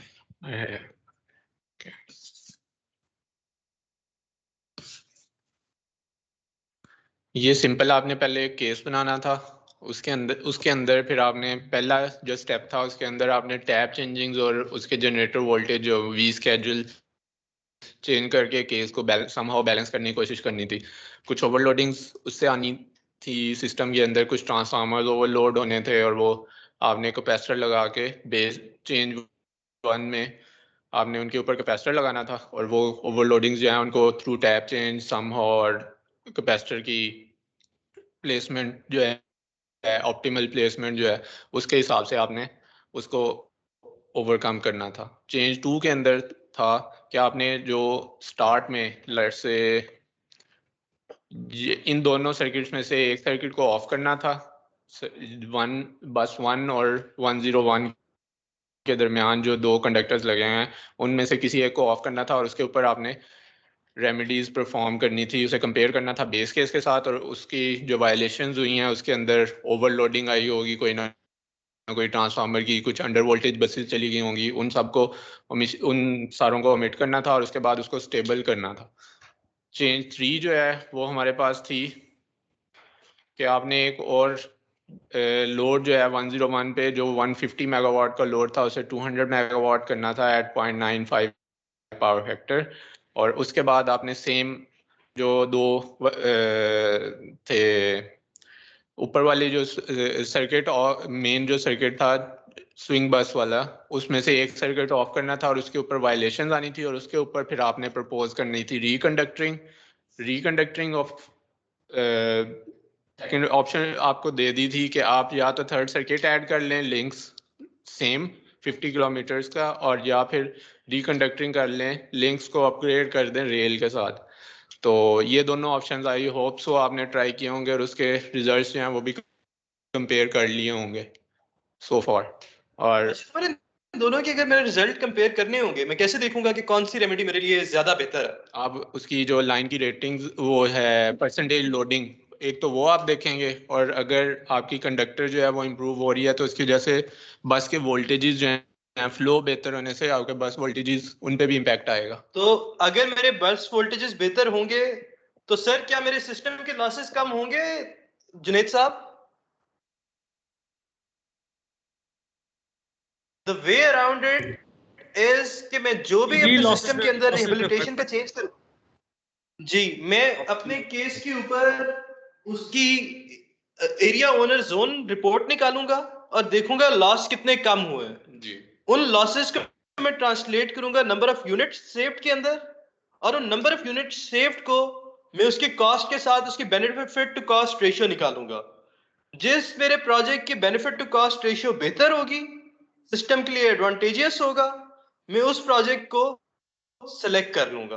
और एक और चीज़ भी है, हम फिजिकल कंडीशंस जो हैं उसको भी देखेंगे, मतलब इन फिजिकल केस या एक्चुअल केस, उसमें हम राइट ऑफ वेज जो हैं उनको देख के अगर हम थर्ड सर्किट वहाँ पे प्रपोज कर सकते हैं तो ही हम करेंगे, अदरवाइज हमारे लिए reconducting is the only option left. और चेंज नंबर 4 जो है उसके अंदर आपने एक और 132 kV का सर्किट ग्रिड जो है वो इंडक्ट करना था बस सी और बी के दरमियान, बस सी और बी के दरमियान, और उसके ऊपर 50 मेगावाट का लोड था। चेंज नंबर 3 के अंदर 4 के अंदर सॉरी, उस वो ऐड करना था और उसको लूप इन लूप आउट करना था आपने 201 और 101 के दरमियान, और उस बस का नाम 701 रखना था, और उसके ऊपर कुछ आपके नॉर्मलीज आनी थी ओवरलोडिंग से रिलेटेड, वो आपने उसको रिजॉल्व करना था। और चेंज नंबर 5 ये था कि जो आपका बॉटम में 132/66 kV सिस्टम था उसको आपने अपग्रेड करना था 132 kV का ग्रेड लगा के, या 132 kV की लाइन प्रपोज करनी थी 10 किलोमीटर की, और उसको लिंक्स या रेल के साथ आपने दोनों के साथ उसको कंपेयर करके जो ऑप्टिमम सोल्यूशन था वो पुट करना था वहाँ पे। और जो ट्रांसफार्मर लगाने थे वो 132/11 के लगाने थे, और रिप्लेस करना था एक्चुअली 13 MVA के ट्रांसफार्मर्स को जो आपने बॉटम में ये 2 लगाए थे। आई थिंक स्क्रीन जो है वो फिर से लैग कर रही है। मेरी सैंपल केस वाली स्क्रीन शेयर हो रही है या दूसरी है? सैंपल केस आपका आ गया जी, सैंपल केस आ गया सर। ओके ये जो नीचे वाला सिस्टम था, मैं इस सिस्टम की बात कर रहा हूँ कि 5वें चेंज में आपने इस सारे सिस्टम को अपग्रेड करना था। ये एक्चुअली 66 kV सिस्टम था, इसको आपने 132/11 डायरेक्ट इस लोड को और एक ग्रेड नया लगा के 132 से फीड करवाना था थ्रू 26 MVA ट्रांसफार्मर। और उसके बाद आपने सेम उसके ऊपर रेमेडीज परफॉर्म करनी थी, एडिंग थर्ड सर्किट और रिकंडक्टिंग करनी थी लिंक्स और रेल की, और दोनों के रिजल्ट्स कंपेयर करने थे। I hope you have done that already. मुझे काफी लोगों की असाइनमेंट्स आ गई थी जी, मैं ऑब्वियसली उनको सारा को इवैल्यूएट नहीं था कर सका अभी, तो इसलिए मैं चाह रहा था कि एक को आप ऑप्टिमल सॉल्यूशन दिखा दें। जी, और अब जो मैंने उसके हिसाब से रेमेडीज और वो सारा प्रपोज करने के बाद मैंने केस सेव करवाया था वो ये था एक्चुअली।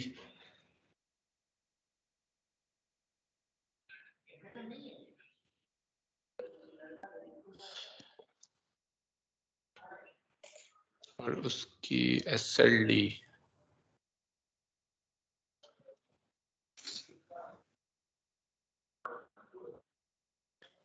ये एक SLD मैंने उसके ऊपर सेव करवा ली थी, और इसमें सारा 132 kV सिस्टम है। और हमारे जो इसके अंदर सिर्फ एक, मैंने आपको अंडरस्टैंडिंग के लिए बात समझाने के लिए मतलब एक चीज मैंने छोड़ दी थी ऐसे ही एज इट इज।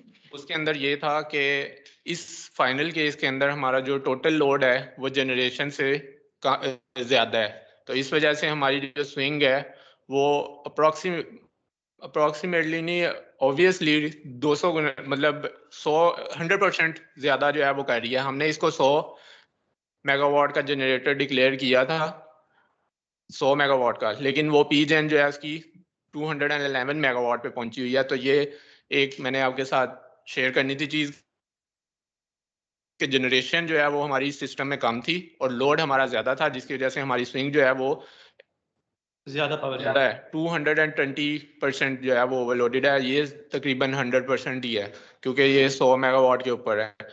चूंकि डेफिसिट जो है वो स्विंग बस ने डिलीवर करना होता है, तो इस वजह से उसकी जो है वो इन्फिनिट बस उसे हम डिक्लेयर करते हैं सिस्टम के अंदर कि वो इन्फिनिट पावर दे सकती है।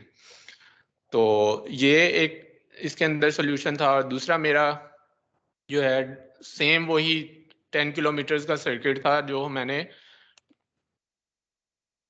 डॉग के साथ था मेरा इनिशियल केस के अंदर, उसको मैंने लिंक्स के साथ वो कर दिया था। अब इसके ऊपर जब मैं कोई भी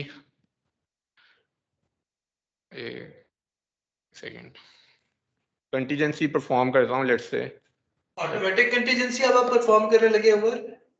अभी सिंपली तो ये मैं कर रहा हूँ कि एक सर्किट जो है वो उसको ऑफ करवाऊं। कंटीजेंसी परफॉर्म करने के सर मल्टीपल तरीके होते हैं इस सॉफ्टवेयर में। पहला तरीका ये होता है कि आप खुद किसी लाइन को ऑफ करके देखें कि उसका क्या इम्पैक्ट आता है। दूसरा तरीका उसका वो होता है जो आपको उमर साहब ने पिछले लंच के सेशन में बताया था और अगले सेशन में दोबारा बताएंगे कि ऑटोमेटिक कंटीजेंसी किस तरह रन करता है। तो अभी उमर आपको मैनुअली कंटीजेंसी एनालिसिस करके दिखाएगा।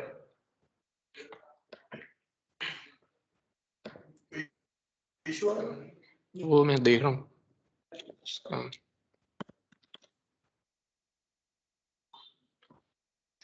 क्योंकि उसके ऊपर मैंने थर्ड सर्किट भी लिंक्स का प्रपोज किया हुआ था ना, जो फाइनल सोल्यूशन था उसके ऊपर, तो इस वजह से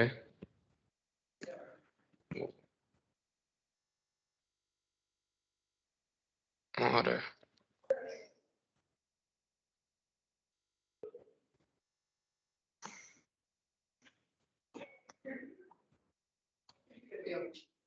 ये आप देख रहे हैं कि इसके अंदर मैंने 3 सर्किट प्रपोज किए हुए हैं। और एक और चीज़ मैं आपको यहाँ पे दिखाना चाह रहा था, अगर आप ज़रा इसके ऊपर देखें तो ये पावर जो है लूप होके एक सर्किट से दूसरे सर्किट में वापस आ रही है। ये आपको नज़र आ रहा होगा 10 दोनों सर्किट्स को थोड़ा खुला कर दो, आपस में इसके डिस्टेंस बढ़ा दो, एक को नीचे ले जाओ और फिर इनको जूम करके दिखाओ। ऊपर वाले 2 सर्किट्स देखें, उसके फ्रॉम और टू एंड की जो पावर्स हैं उनको आप देखें जरा। वो लैग है उधर एक्चुअली। आपके पास ये सर्किट्स जो हैं इनको ये अवे हो गए हैं, थोड़ा जूम होके आ रहे हैं सर सर्किट्स आपके पास बी और ए के दरमियान? जी जी आ रहे हैं बिल्कुल जी। वो मैं ये सिर्फ बताना चाह रहा था कि ये ऊपर वाले जो 2 सर्किट्स हैं उनके अंदर आप देखें बस ए पे अगर आप खड़े हों तो 105 दूसरे सर्किट से जा रहा है और उधर रिसीव हो रहा है -103, और ऊपर वाले सर्किट में देखें वो लूप होके वापस आ रहा है। इसका मतलब ये है कि ये पावर इधर ही ट्रेवल कर रही है। ये हुआ क्यों है कि मैंने कॉपी पेस्ट किया था कंडक्टर, जिसकी वजह से ये एरर आता है। मैं सिर्फ ये दिखाने के लिए करना चाह रहा था कि अगर आप कॉपी पेस्ट करेंगे ना कंडक्टर को, तो पावर जो है उसको रिवर्स में फ्लो करवाना शुरू कर देगा। तो सर मैंने आपको 2 चीजें बताई थी कि 2 चीजें हम बिल्कुल नहीं करेंगे, हम कॉपी पेस्ट नहीं करेंगे और हम कंट्रोल जी नहीं करेंगे। बिल्कुल। तो हम ये उसका जो नुकसान है वो ये होता है कि हमारी जो पावर है वो उसी फ्लो के अंदर चलना शुरू हो जाती है और वो आगे डिलीवर नहीं हो पाता। मतलब दोनों एक्चुअली होना तो ये चाहिए कि इन सारे सर्किट्स के ऊपर पॉजिटिव होना चाहिए। ये टॉप मोस्ट सर्किट है उसके ऊपर नेगेटिव आ रहा है फ्रॉम एंड पे। तो ये जो नेगेटिव है, इस चीज़ को ये आया क्यों है, ये मैंने सर्किट कॉपी पेस्ट किया था जिसकी वजह से ये यहाँ पे आ रहा है। तो मैं दोबारा ये रिक्वेस्ट करूँगा कि कॉपी पेस्ट सर्किट जो है वो ना करें। आप उसको ऊपर से ब्रांच जो है उसको सिलेक्ट करें और उधर केस में जाके आप वैल्यू चेंज कर लें। वहाँ पे आप कॉपी पेस्ट करेंगे तो वो इम्पैक्ट नहीं होगा। अगर आप SLD के ऊपर कॉपी पेस्ट करेंगे तो that will definitely effect your case. तो अभी उमर आपको ये सर्किट दोबारा से बना के दिखेगा। जी जी सर, बस बी और सी के दरमियान जो पहली ब्रांच है टॉप वाली, उसमें भी इसी तरह ही है 25 है और उस तरफ -24 है। उधर तो आपने कॉपी पेस्ट वो भी माइनस आ रही है। जी, वो माइनस इस वजह से आ रही है क्योंकि उसके दूसरे एंड पे जनरेटर लगा हुआ है। आप ये देखें कि नीचे इसका जो लोड है वो 200 मेगावाट है। ठीक है, तो इसके बाद इस बस के ऊपर ये नीचे जो लोड लगा हुआ है नीचे वाले ग्रिड का, वो 31 है। आप इसको ऐड करें तो 231 मेगावाट इस बस के ऊपर होना चाहिए। गेटिंग? जी जी जी जी। तो जो यहाँ से कुछ पावर तो इधर से आ रही है। लेट्स सपोज ये जनरेटर जो है वो इस टाइम 211 मेगावाट दे रहा है, तो बाकी जो डेफिसिट पावर का है वो इस जनरेटर ने पूरा करना है। जनरेटर एट बस सी ने जी। ठीक है, तो इस वजह से वो फ्रॉम और टू जो है इस जो है नेगेटिव इस वजह से आ रहा है क्योंकि पावर इधर से ट्रेवल कर रही है जनरेटर की तरफ से 201 से। लेकिन आप एक और चीज नोट कीजिए कि it is not the same power जी। आपको जो हम ए और बी की मिसाल दे रहे थे वहां पे वही सेम पावर आप देखिए डायगोनल के अंदर रिपीट होके आ रही है। बस ए की ऊपर वाली ब्रांच के ऊपर यू हैव -103, बस बी की नीचे वाली ब्रांच पे यू हैव -103, ठीक है। और बस बी की ऊपर वाली ब्रांच पे देखिए 105 है और बस ए की नीचे वाली ब्रांच पे 105 है। तो essentially this is a loop. ये सिचुएशन दूसरी बस पे नहीं बन रही, इस वजह से वहां पे फ्लो जो है वो इस तरफ है क्योंकि पावर जो है वो इस बस के ऊपर से ये 101 जो है ये हमारी मेन बस है, इसके ऊपर ज्यादा लोड जो है यहाँ से फीड हो रहा है, तो इस वजह से पावर थ्रू इधर ट्रेवल कर रही है। ये बस आप डिलीट करेंगे, सॉरी बस कहते हो यहाँ पे, सॉरी लाइन डिलीट करेंगे बाइंड आइटम्स ऑन करके।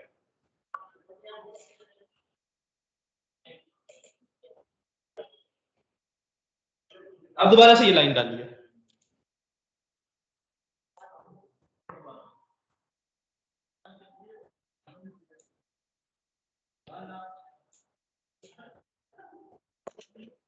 सारे पैरामीटर्स आप वहीं से डालेंगे, क्या कहते हैं, स्प्रेडशीट से। अभी मैं एक वो जाहिर है आपने आइडेंटिफायर रखना था अपना।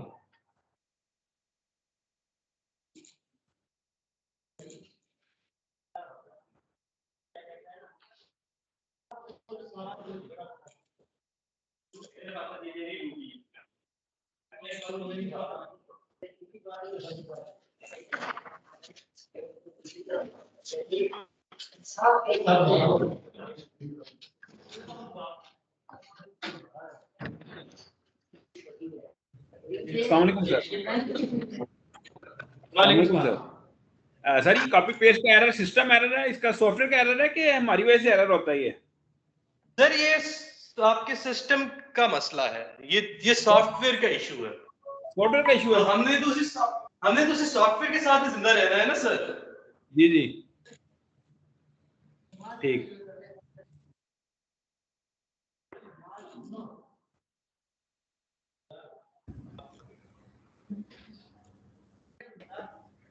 मैं ग्रो करवा रहा हूँ तो इस वजह से। सर मेरा ये क्वेश्चन है यहाँ पे ये है कि ये जो बता सकते हैं आपके जो एक बस के ऊपर माइनस वाली जो फिगर होती है वो जनरेट हो रही होती है, जो पॉजिटिव वाली फिगर होती है +20 है वो कंज्यूम हो रहा होता है, ये हमें बता रही होती है बस के ऊपर जो प्लस माइनस होते हैं फिगर्स। अगर आप ऊपर मेगावाट वाली उसको देखेंगे ना तो उसके अंदर वो फ्रॉम एंड है, मतलब वहां से पावर डिलीवर हो रही है बी की तरफ जहाँ पे -24 -25.14 लिखा हुआ है। ये बस जो है ये डिलीवर कर रही है पावर इस बस को -25.14 को। जी सर आप सही कर रहे हैं कि plus is being delivered and minus is being consumed. तो एक बस का जाहिर है गिवन दूसरे के कंज्यूम्ड है सर। ठीक है सर, थैंक यू। और इसमें जो लॉसेज हमें बताते हैं वो ट्रांसमिशन लॉसेज बता रहे होते हैं सिस्टम के जो लॉसेज हैं। जी सही।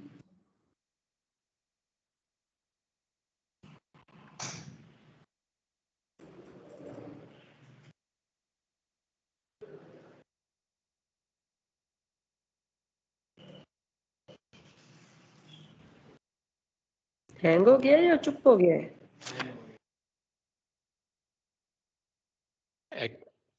चल रहा है।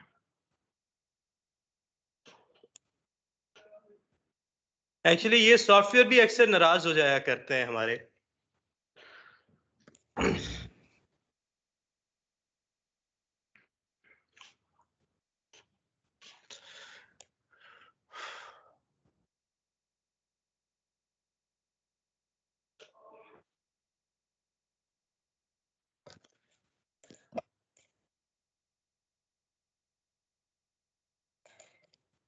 आउट ऑफ सर्विस को भी ग्रो करवाना था तो उसे मैंने बंद कर दिया, अब सिर्फ इन सर्विस में वो आ रही।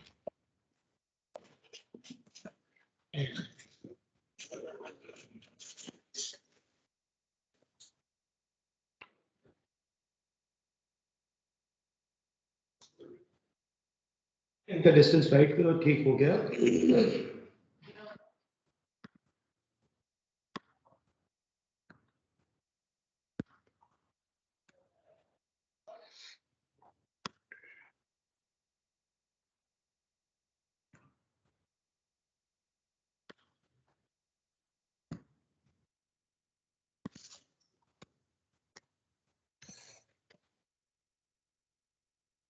अच्छा जी, कोई मुझे बगैर सेलेक्ट किए इसके प्रॉपर्टीज देखिए बता सकते हैं कि यहाँ पे कंडक्टर कौन कौन से लगे हुए हैं,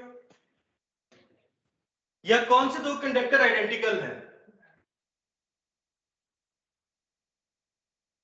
सर जिनके फ्लो बराबर बराबर हैं वो सर एक हैं, और जो जिसका फ्लो डिफरेंट है वो डिफरेंट है सर। Exactly sir. तो मुझे उम्मीद है कि यहाँ पे इसने एक रेल और दो लिंक्स लगाए होंगे, ऐसा है उमर? ऐसा ही है सर। 71 वाले रेल्स हो गए सर जी। मेरे पास देख जिसका फ्लो यहाँ पे क्यों एक दूसरे रेल है। आप मैडम फौजिया जरा नोट कीजिएगा, क्या हमें वो जो फ्लो थी जो कि मिरर होके आ रही थी वो आ रही है फिलहाल? जी जी। अब वो चीज नहीं आ रही। अब this is how your case should be like, this is not rebounding power और सिर्फ floating power with in the same path. Right. यहाँ पे क्लैरिटी आ गई आपको? जी जी सर। एक और चीज, अब यहाँ पे आपने उसकी एक सेकंड, ये किसका केस खुला है? ये फाइनल केस खुला है यार, किसका? अपना ही केस खुला यार। मेरा 855 और 87 आ रहा है, तो मेरा कंडक्टर तो दोनों सेम है। कौन से दोनों? कहाँ पे कह रहे हैं यार? ये कहाँ 87 और 55 तो इधर ये अलग अलग है ना, ये देखो। तो भाई कंडक्टर तो दोनों सेम है, ये तो पावर फ्लो की अब इसके अंदर नहीं है सर, कंडक्टर नहीं है। उमर साहब आपका माइक खुला हुआ है, जरा एक सेकंड के लिए म्यूट कीजिएगा sir. Okay sorry sir, sorry. अच्छा, अब इसमें आप ये देख लें कि इसके अंदर कोई भी जो ट्रांसफार्मर है वो बस जो है वो 1 पर यूनिट से नीचे नहीं है, नंबर 1। नंबर 2, इसके अंदर जो टैप्स हैं वो आपकी 0.9875 या 0.975 पे हैं। उसके अंदर आपके पास बहुत ज़्यादा मार्जिन है कंटीजेंसी का भी। अगर आपकी सपोज ये एक ट्रांसफार्मर निकल जाता है तो उस सूरत में, क्योंकि लोड तो ज़्यादा है, ये ओवरलोड तो होगा, क्योंकि यहाँ पे 26 MVA के 2 ट्रांसफार्मर लगाए थे, ये ओवरलोड होगा। लेकिन इसके वोल्टेजेस जो हैं वो ऑब्वियसली उस रेशो से डाउन नहीं होंगे जिस रेशो से होने चाहिए, इन केस ऑफ के आप अगर पहले से ही 0.932 और 92875 या कुछ इधर 0.9 के करीब रखेंगे टैप, तो आपके पास कंटीजेंसी का मार्जिन जो है वो अवेलेबल नहीं रहेगा। तो ये आपने मेक श्योर करना है कि आपके पास कंटीजेंसी का मार्जिन अवेलेबल हो while you are performing your base case scenario. तो that is all. I think जो फाइनल उसका वो बनना था एक्सरसाइज का सम अप जो है वो ये इस तरह से उसके फ्लोज बनने थे और इस तरह से सिस्टम बैलेंस होना था। अब एक सिर्फ इसमें ये है कि आप कि जो पाकिस्तान का पसंदीदा काम है एनर्जी सेक्टर का, लोड शेडिंग, तो वो लोड शेडिंग अगर आप करेंगे तो ये जनरेटर आपका जो है वो विद इन लिमिट्स आ जाएगा। ठीक है, बस दैट इज द मतलब सम और। Thank you Umar. अच्छा जी, आज बेसिकली मैंने उमर को स्पेशली बिठाया था। Umar has recently join CPPA कोई 3 महीने पहले जी। तो मैं चाहता था कि एक सेशन आज वो भी करवाए। तो I am very very impressed by the way he has been going by the way. तो sir that was all from our side sir. अब बात ये है कि मैं आपको ये केस जिन जिन लोगों ने मुझे ईमेल किया था उनको शेयर कर दूंगा। Obviously when I find time I will go through all your cases जो आप लोगों ने जमा करवाए हुए हैं। समवेयर इन द सेशन जो आपका लम्स में चल रहा होगा उसके आगे पीछे ये वीडियोस में आज आपसे शेयर कर दूंगा। व्हाई? बिकॉज़ मैं चाहता हूं कि जब आप लम्स आए आप ये चीजें देख के आए। This is the very basic जो कि वहां पे आपको बार बार चीजें करनी पड़ेंगी। अच्छा तो एतजाज, सॉरी सॉरी, मैं इसमें ये पूछना चाह रहा हूँ, हम लोग 132 पे कैपेसिटर बैंक क्यों नहीं लगाते कि पूरी की पूरी एक ट्रांसमिशन लाइन आपने ऐड की है उसके लिए? अगर मैं 132 पे कैपेसिटर बैंक लगा दूंगा तब भी मेरा सिस्टम प्रॉपर स्टेबल हो जाएगा। सर एक बताऊं जी, प्रॉपर स्टेबल हो जाएगा, लेकिन इसके अंदर आपके वार्स जो हैं वो फिर भी 132 केवी लाइन से फीड होते रहेंगे। तो बेस्ट प्रैक्टिस यही होती है कि आप 11 केवी के ऊपर कैपेसिटर प्लेसमेंट करें, ताकि जो मेगावाट फ्लो है वो लाइन के ऊपर ज्यादा से ज्यादा हो और आपकी लाइन जो है ना, लाइन ओवरलोडेड जल्दी ना हो जाए। मतलब ये मैं अक्सर इक़बाल साहब के साथ एक सिनेरियो शेयर किया करता था, जो मुझे जैदी साहब ने कभी बताया था कि जो हमारी तरबेला से गट्टी लाइन जा रही है उसके ऊपर वो तकरीबन वो थी कोई अराउंड 1200 मेगावाट या इससे भी ज्यादा की पावर जो है ना, वो अभी एग्जैक्टली मुझे फिगर याद नहीं है जो जैदी साहब ने मुझे बताए थे, लेकिन वो ये बता रहे थे कि वो जब जैसे ही लाइन अपनी हाफ कैपेबिलिटी पे जाती थी तो वो लाइन ट्रिप हो जाती थी। उसकी वजह ये थी कि उनकी लोकल अवेलेबल नहीं थी कैपेसिटर कंपनसेशन जो वॉट्स कंपनसेट कर सके। तो होता ये था कि मेगावाट जो है वो जितने मेगावाट लाइन में फ्लो हो रहे होंगे उस हिसाब से मेगावाट कैपेसिटी आपकी कम हो जाएगी लाइन की। तो हमारी बेस्ट प्रैक्टिस यही है कि हम 11 केवी के ऊपर डिस्ट्रीब्यूटेड कैपेसिटर या कंपनसेशन करें, जिसकी वजह से हमारे वोल्टेज लोड लेवल पे सेम हो और हमारी जो लाइन है वो भी लाइटली लोडेड हो। That is all from my side. अगर बेसिकली मैं इसके अंदर ये ऐड करना चाहूंगा sir, again this is your decision. मैं यहाँ पे उमर ने एक जाहिर है हर प्लानर का ना एक अपना माइंडसेट होता है, शायद हम लोग और आप हम एक ही माइंडसेट के बंदे हैं सर। सर एनटीडीसी हमें पैसे बचाने थे कहती है सर, हमें एनटीडीसी क्यों कहती है कि आप जो हमारे सीडीपी पॉइंट्स होते हैं अक्सर जो डायरेक्ट एनटीडीसी 500 से या 220 से होते हैं उस पे 132 के कैपेसिटर बैंक्स लगाएं सर। ये एनटीडीसी की तरफ इंस्ट्रक्शंस आती हैं। वो इंस्ट्रक्शंस उसी केस की वजह से आती हैं कि उनके मेगावाट जो है वो अपनी लाइन में 220 केवी की लाइन जो है उसके अंदर मेगावाट फ्लो होने की वजह से मेगावाट का फ्लो कम हो जाता है। तो वो कहते हैं कि आप लोकली वॉट्स जनरेट करें ताकि हमारी लाइनों के ऊपर मेगावाट कैपेसिटी जो है वो इंक्रीज हो सके।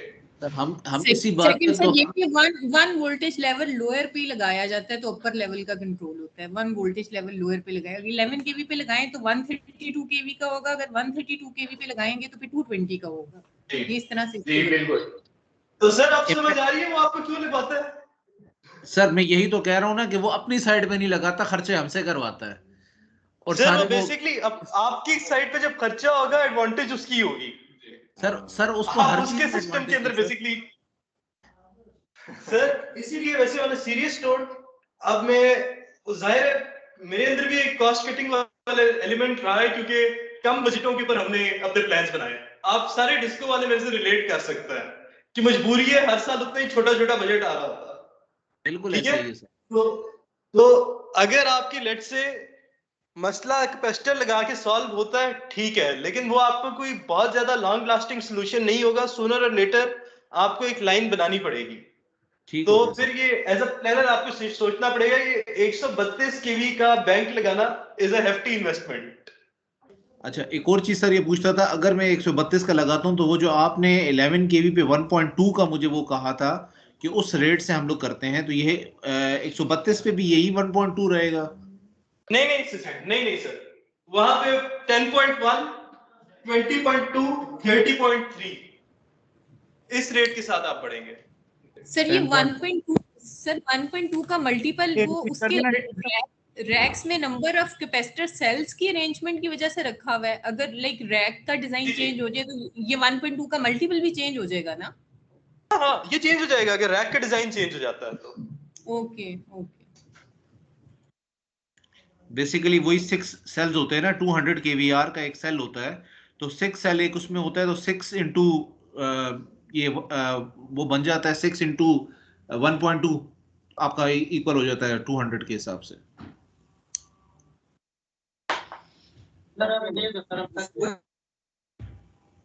सर क्वेश्चन ये 1.2 वाला 450 का होता है सेल?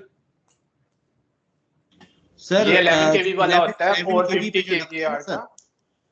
11 केवी पे जो लगता है हमारे ग्रिड्स पे वो 200 केवीआर का होता है सर एक सेल, और जो 132 पे लगता है वो 400 केवीआर का होता है, और जो फीडर्स के ऊपर इन फीडर्स लगे होते हैं सर वो 150 के होते हैं। 150 के होते हैं पर फेज जी।